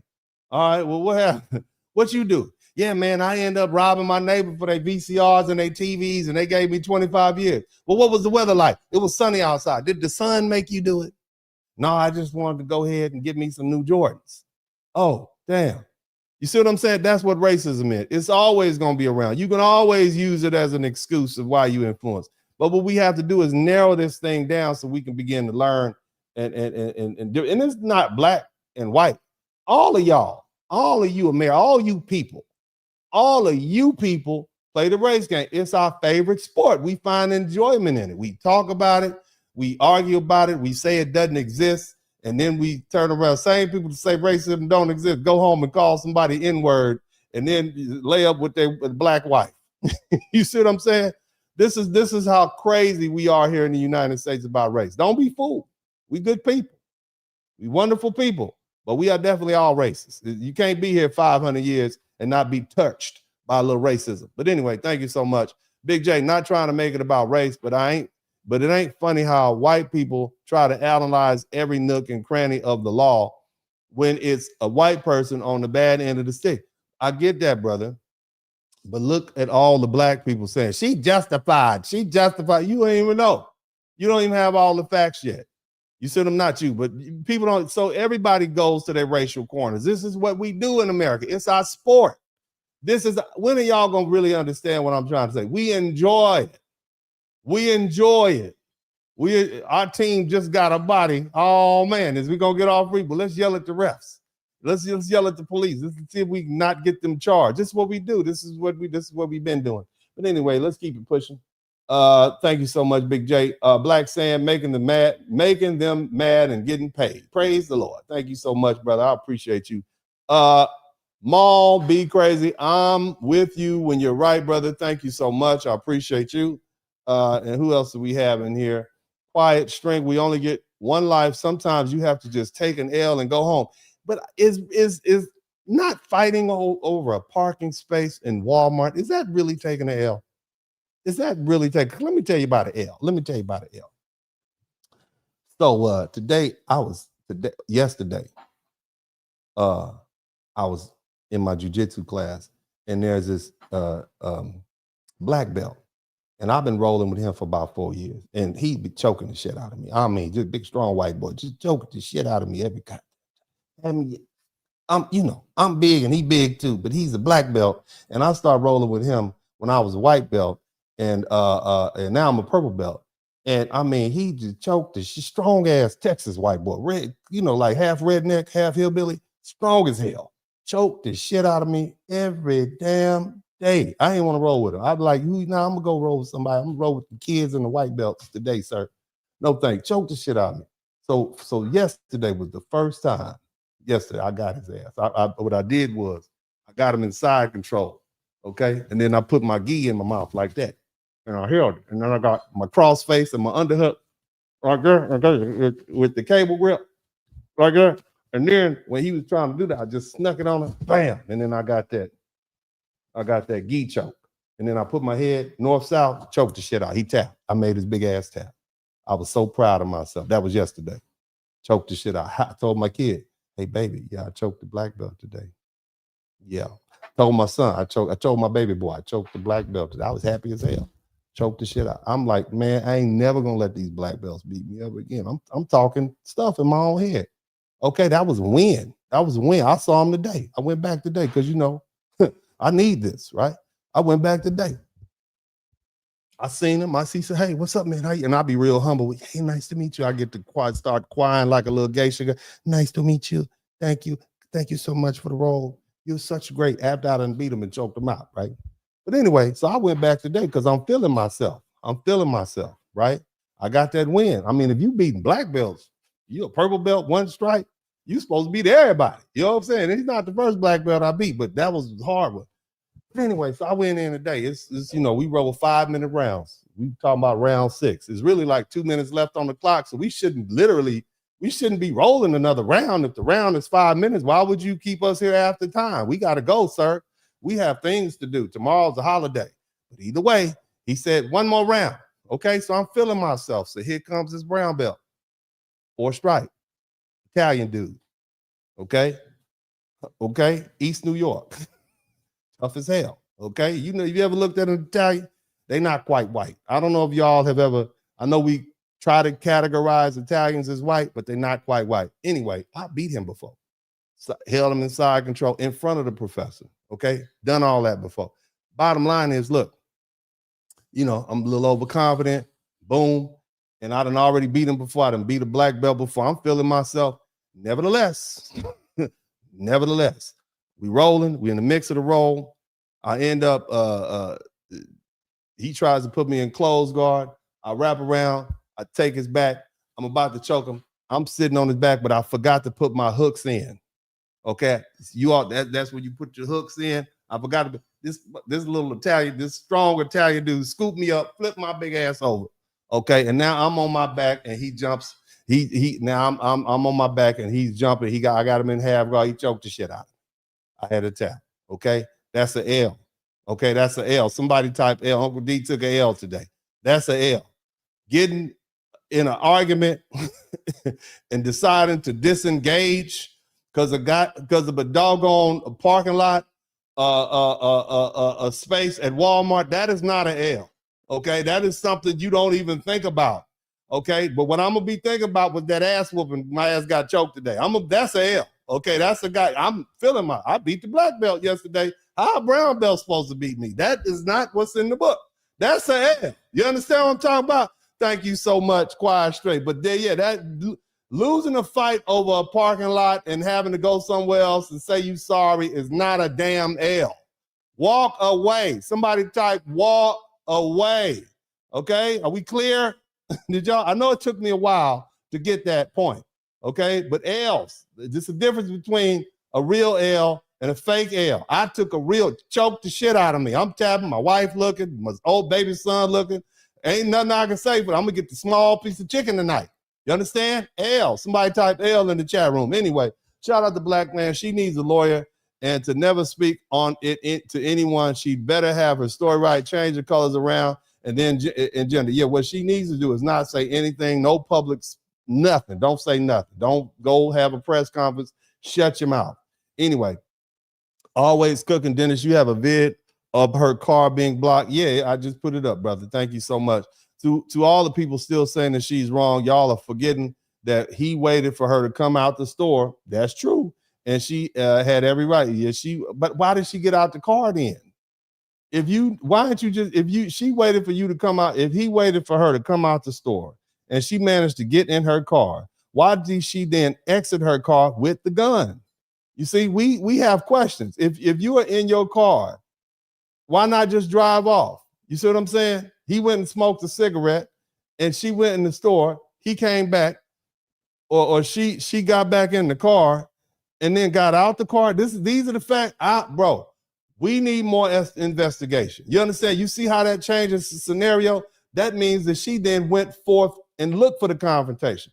Think about this. And see, Big J, this is why we need to know. We don't know. If you have a argument with somebody, you park the car, you go in the store, then you come back to your car and somebody next to the car, as you getting in your car, says, hey, you know that dude is still here. You know he's still here. And then you go in the car and get back out the car and you talking to the people and whipping your head around like that. And then the dude runs up on you like, what's up? You could have got in your car and left. See, I don't know what the facts are. Okay, black people, white people, I don't know what the facts are. This thing, the body's not even cold. This is only 2-3 days old. They ain't even had the funeral yet. You understand? We don't know the fact. But what would that would change the scenario significantly, wouldn't it, Big J? Wouldn't that change the scenario? Now it's like, oh, she came back for the confrontation. She got in her car, got out her car with the gun. She could have gotten her car and drove on back to her little apartment in Fort Lauderdale somewhere. But that's not what she did. Okay? If that's the scenario, I don't know. Somebody type Uncle D don't know in the chat room. Somebody type let the investigation play out. Okay? But anyway, shout out to you, man. Faquan DTM, thank you so much. Who else we got in? Uncle D, didn't you say don't call you for a criminal defense? Don't ever. Are you transferring your expedition? Don't ever call me for a criminal. Where is my number at? Call me. Let me see where it's at. See that right there across the top of the screen? injured, car wreck, call me 1-866-LAW-BIG. That's the only reason any one of y'all can call. The only reason I'm doing this is because I see there's a lot of misinformation. There's a lot of people trying to spread conflict. There's a lot of people trying to capitalize on conflict, and we don't need that right now in America. We have to live here. We got enough people that don't like us that we don't need to be playing the same old race game that we've been playing and up to each other's throats and anger. We don't need to do it. So I'm really doing this as a public service announcement. All right. And that's why my whole thing on this is calm down. It's too serious. We have had so much racial animosity in this country, whether we talk about 1919, whether we talking about Rosewood, little white girl lied on some black people and got the whole town burnt down. Another situation, Tulsa, Oklahoma, little white girl embellished some facts and got the whole town burnt down. We don't need any more lies. We don't need any more racial animosity. And it's a lot of people, black people and white people, that don't like themselves, that are angry with their own lives and want to see everybody else angry and burn down the country. I don't want that. Okay? I'm just saying, I love my life. My life is great. You understand? I want to keep it going. I love America. You understand? Look, hey, I love it. Okay? It's working for me. And for the vast majority of Americans, it's working for them too. Shout out to Coach Ralph. So what I want to do is keep this thing going so that my children, when they grow up, they can have a peaceful first world nation to live in that's not full of hate and crazy people mad for no reason at all. So this is just me throwing some cold water, okay, putting that ice cold truth on this hot flame of conflict and lies and misinformation. That's it. Thank you so much. I appreciate you, Trill Team 6. Let's move on. Beauty, Bo Cannon, thanks for clarifying the law in the case. Appreciate your willingness to teach. Hey, man, I enjoy it, man. Thank you so much. Few Quan, thank you for the $5 super sticker. Who else we got? Griff 6159, thank you for the $10 super sticker. Stupid. Thank you, Kevin Black, ATL. Appreciate you. Risk11, thank you for the $10. Frozen 6, learn and keep teaching. Good looking out, Pratt. First time turning in from my hotel. I appreciate your rationale, analytic approach. All the best. Thank you, Boeing 757 pilot. Appreciate you. All right, who else we got? Few Quan, thank you for the $5. Again, my man, Torrin Jones, no duty to retreat here in Florida. That's actually right. Yeah, but that doesn't mean you have a duty to shoot somebody. You have to have, believe you're in serious bodily injury or risk of serious bodily injury or bodily harm. He has been trained to disarm that what he want. Okay, so that's a good thought too. He's a veteran, right? So what if he was trying to get close enough to her to disarm her and maybe use it? We don't know. We don't know what his intentions are because he's no longer with us. But it was still stupid. It was a stupid encounter. All right, you can't do that in the real world. It's not a war zone. Shout out to Few Quan. Thank you for the $5. Also, Black Sand, we need the truth. Thank you for the great show. I appreciate you. Teach Coach, thanks for the informative insight and breakdown. I appreciate you, family. And then also, if she's not indicted, can his family file civil suit? Here's the thing. That's what I said. Florida has that immunity clause, which means that if she's not indicted, she can't be indicted criminally and she can't be sued civilly for this action if her self-defense was justified. You see what I'm saying? So yeah, Florida, yeah, they protect the shooters in Florida. I want y'all to think about that. Busy Boss Lady 6345, thank you for the $9.99. I appreciate that. All right. Look, man, let's I got a couple more things to say. So here's where I'm gonna land this plane, okay?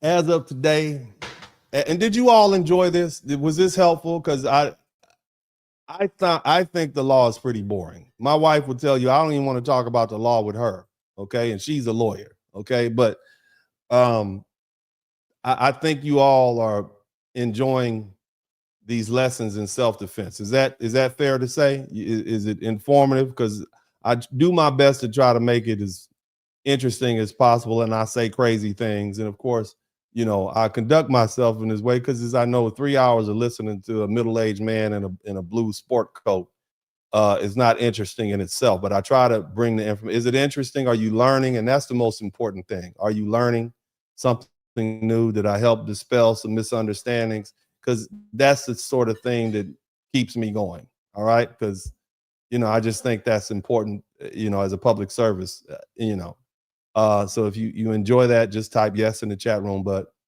in the middle, anyway, yeah. And if anything you would like to suggest, you want me to talk about, let me know. Now, look, the reporting said, and shout out to Tech Coach. The reporting said that this lady, she was detained, okay, but she wasn't arrested on the scene. She remained there. She cooperated with the cops.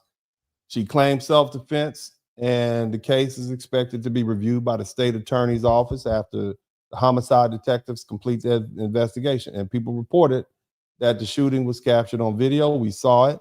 Bart Digliamo, he stepped toward her before she fired, and the woman waited for the police to arrive. And now, again, that doesn't mean the case is over. It doesn't mean that she can't be charged. It doesn't mean that the state attorney can't come back later and say, well, we reviewed the video and we talked to some witnesses and reviewed some forensic evidence, and we don't think it was a lawful self-defense. They can still do that. But let me say this, it does tell us something important, okay? At least at the scene, after questioning her and reviewing what they had available, the law enforcement didn't immediately treat this like an obvious murder case, because otherwise she'd be booked right now. You can go to the Broward County website and look at a booking photo, okay? And again, that reminds me of what originally happened in the George Zimmerman case. Remember, George Zimmerman wasn't immediately arrested after he shot Trayvon Martin. The police initially released him after questioning, and the explanation given at the time was that they didn't have evidence to refute his self-defense claim. And the case later exploded nationally, and there was a huge amount of public pressure, and Zimmerman was eventually charged with second-degree murder by a special prosecutor before being acquitted at trial. Now, let's be clear. This case isn't George Zimmerman or Trayvon Martin. The facts are different, okay? The physical positioning is different, and the legal analysis will have to stand on its own. But the lesson is the same, okay? Early law enforcement decisions don't always end the matter. Sometimes the police decline to arrest because the facts appear to support self-defense. Sometimes public pressure changes the posture of the case. Sometimes prosecutors later decide to file charges. Sometimes they don't. And that's why people need to slow down and calm down, okay? Zimmerman, that case is one of the reasons a jury could accept self-defense was because at the critical moment, the defense argued that Zimmerman was on his back and Trayvon Martin was on top. The witness, John Good, testified to that. Okay? He was getting pounded out, ground and pound. Okay? All right? And that's why the Zimmerman case didn't create some broad, or should I say, it didn't create some broad rule that an armed person can shoot an unarmed person anytime there's a confrontation. That's not the law. And the law isn't saying, but again, the law isn't saying that he had a gun and Trayvon didn't, so the gun wins. It's not that, okay? Right? And you need to understand something. The law, that's the same principle people need to understand in this Walmart case. The question isn't simply, was Mr. Bart unarmed? The question isn't simply, was the lady armed? Okay? The question isn't, did somebody die? The question is, what was happening at the moment she fired? Was she backing away? Did she warn him? Was she reasonably afraid of imminent death or great bodily harm? That's the legal question. And that's why I'm asking the public not to jump to conclusions. Don't let the crazy people online gas you up.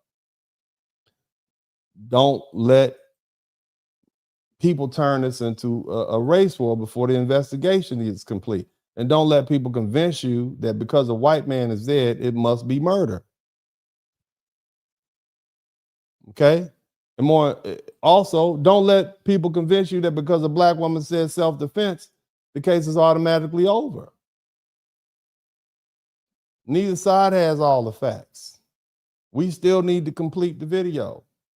We still need the audio. We still need to know what happened beforehand. Where's the timeline?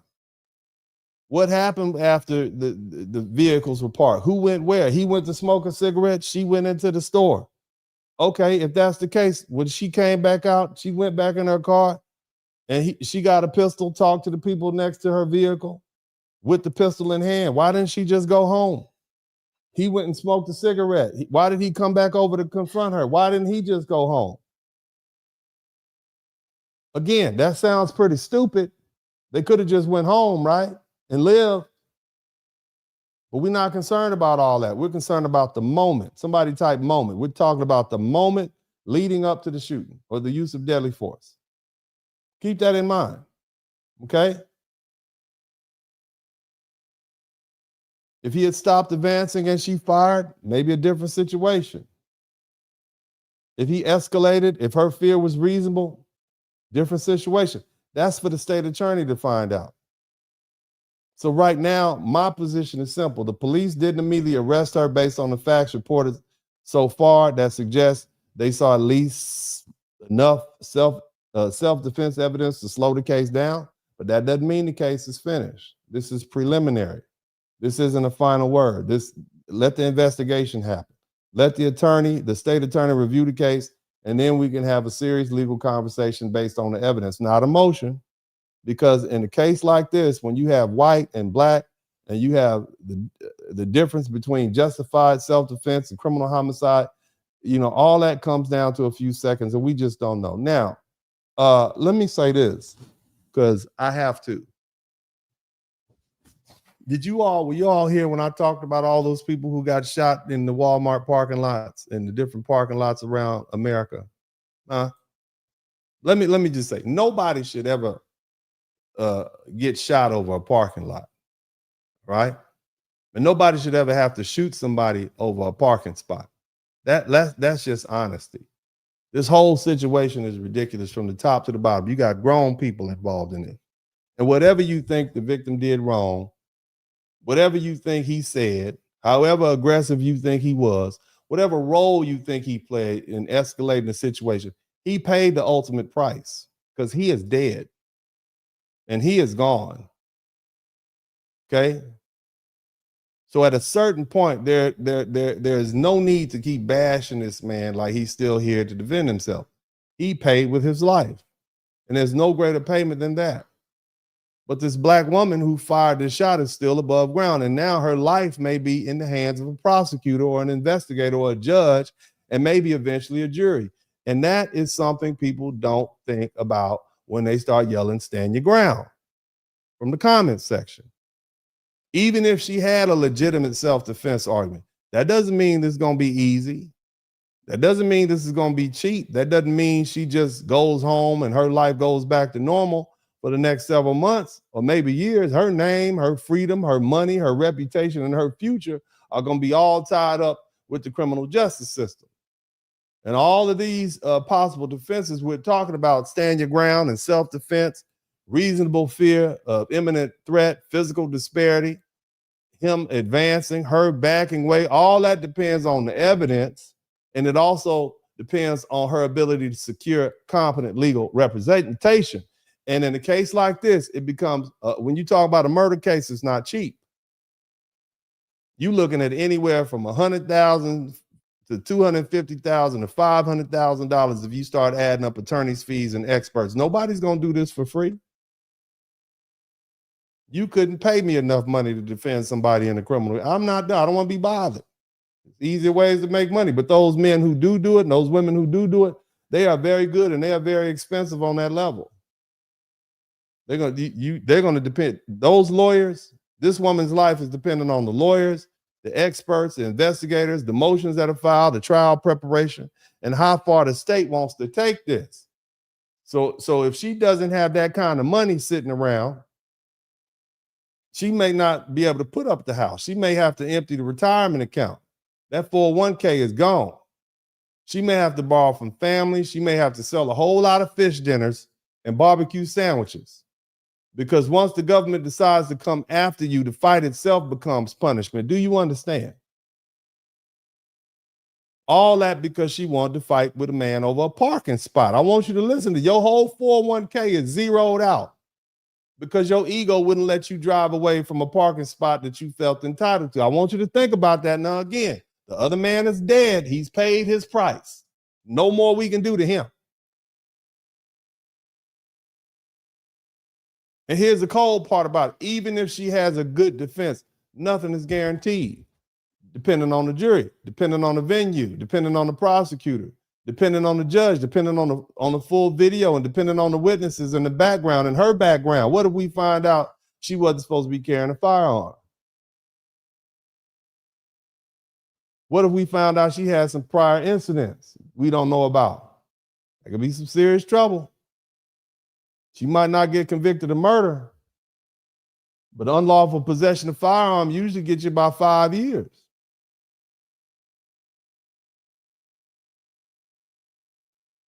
We don't know if she had any prior confrontation. We don't know the facts that help or hurt.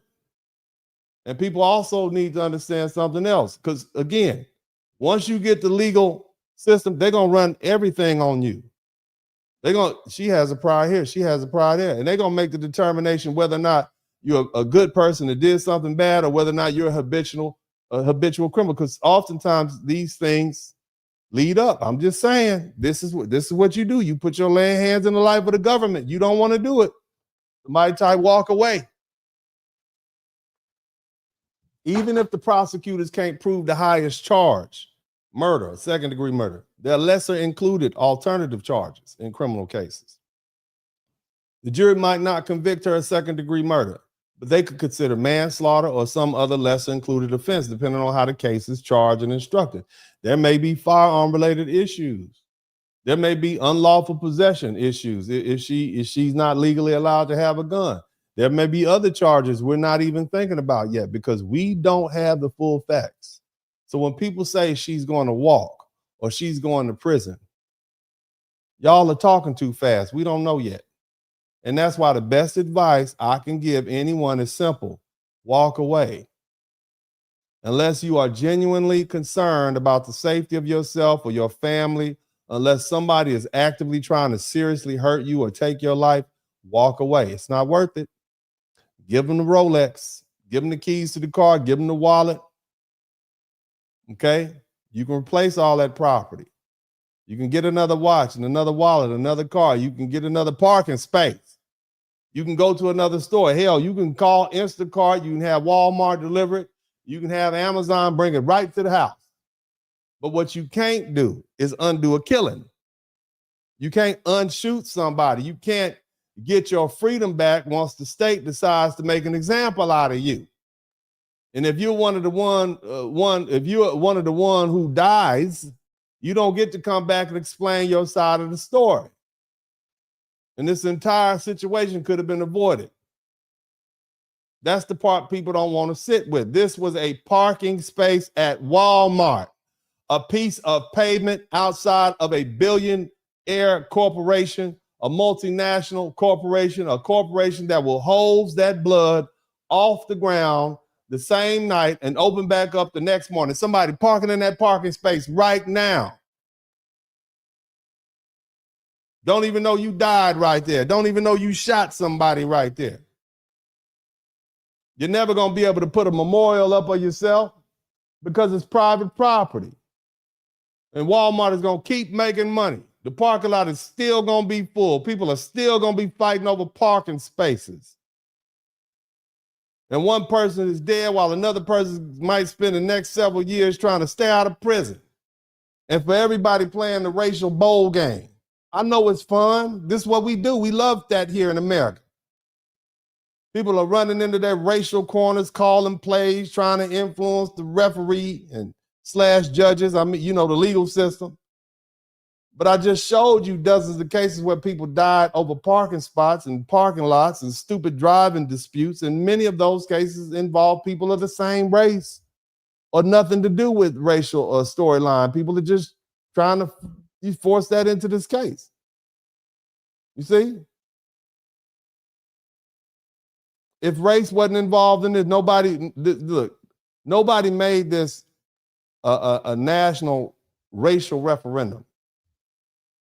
Nobody turned into a team sport. But the moment it's a black woman or a black person and a white person, all right, now everybody has to put on a jersey and pick a side. And that's not serious. That's tribalism. And tribalism makes people stupid. And now I heard there's this lawyer in Florida who called this a free kill. I would never say something like that.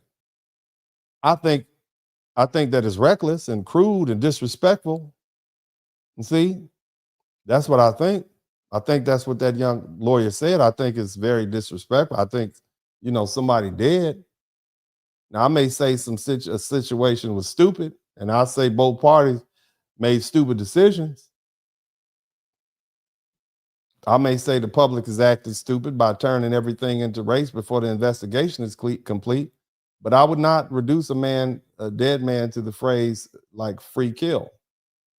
And I think that's unfortunate because the person died and his family is grieving, and his grandchildren are going to hear that, and his daughter is going to hear that. And the woman who shot him may be facing a fight for her life. So nothing about this is free. So what I'm trying to explain to you all in my last few minutes here is simple. Walk away. Don't let pride put you in prison.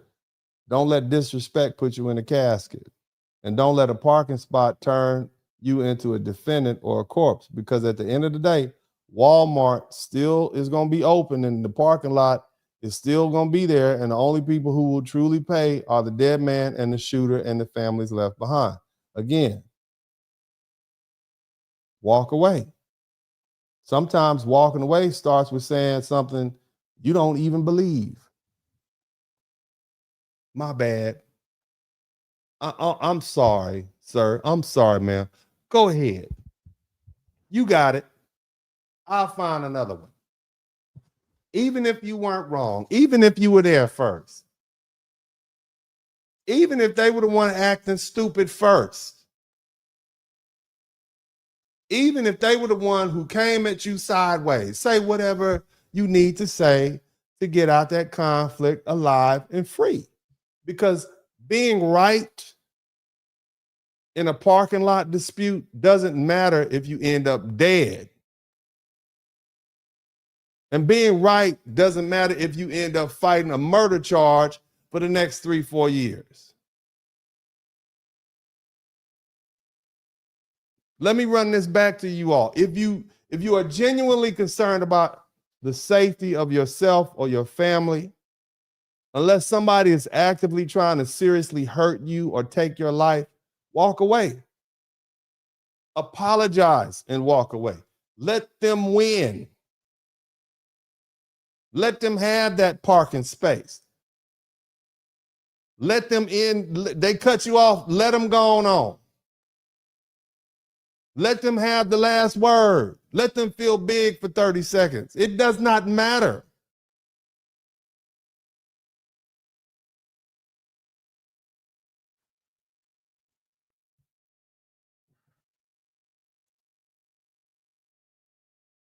You can't undo a killing. You can't unshoot somebody. You can't get your freedom back once the state decides to make an example out of you.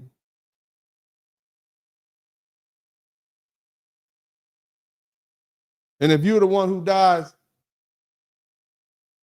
you don't get to come back and explain what happened.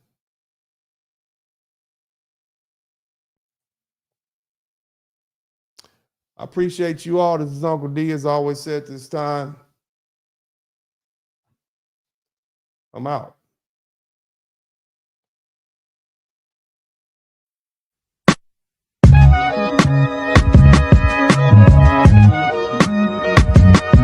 Dennis Spurling Podcast. Hit the like button, subscribe.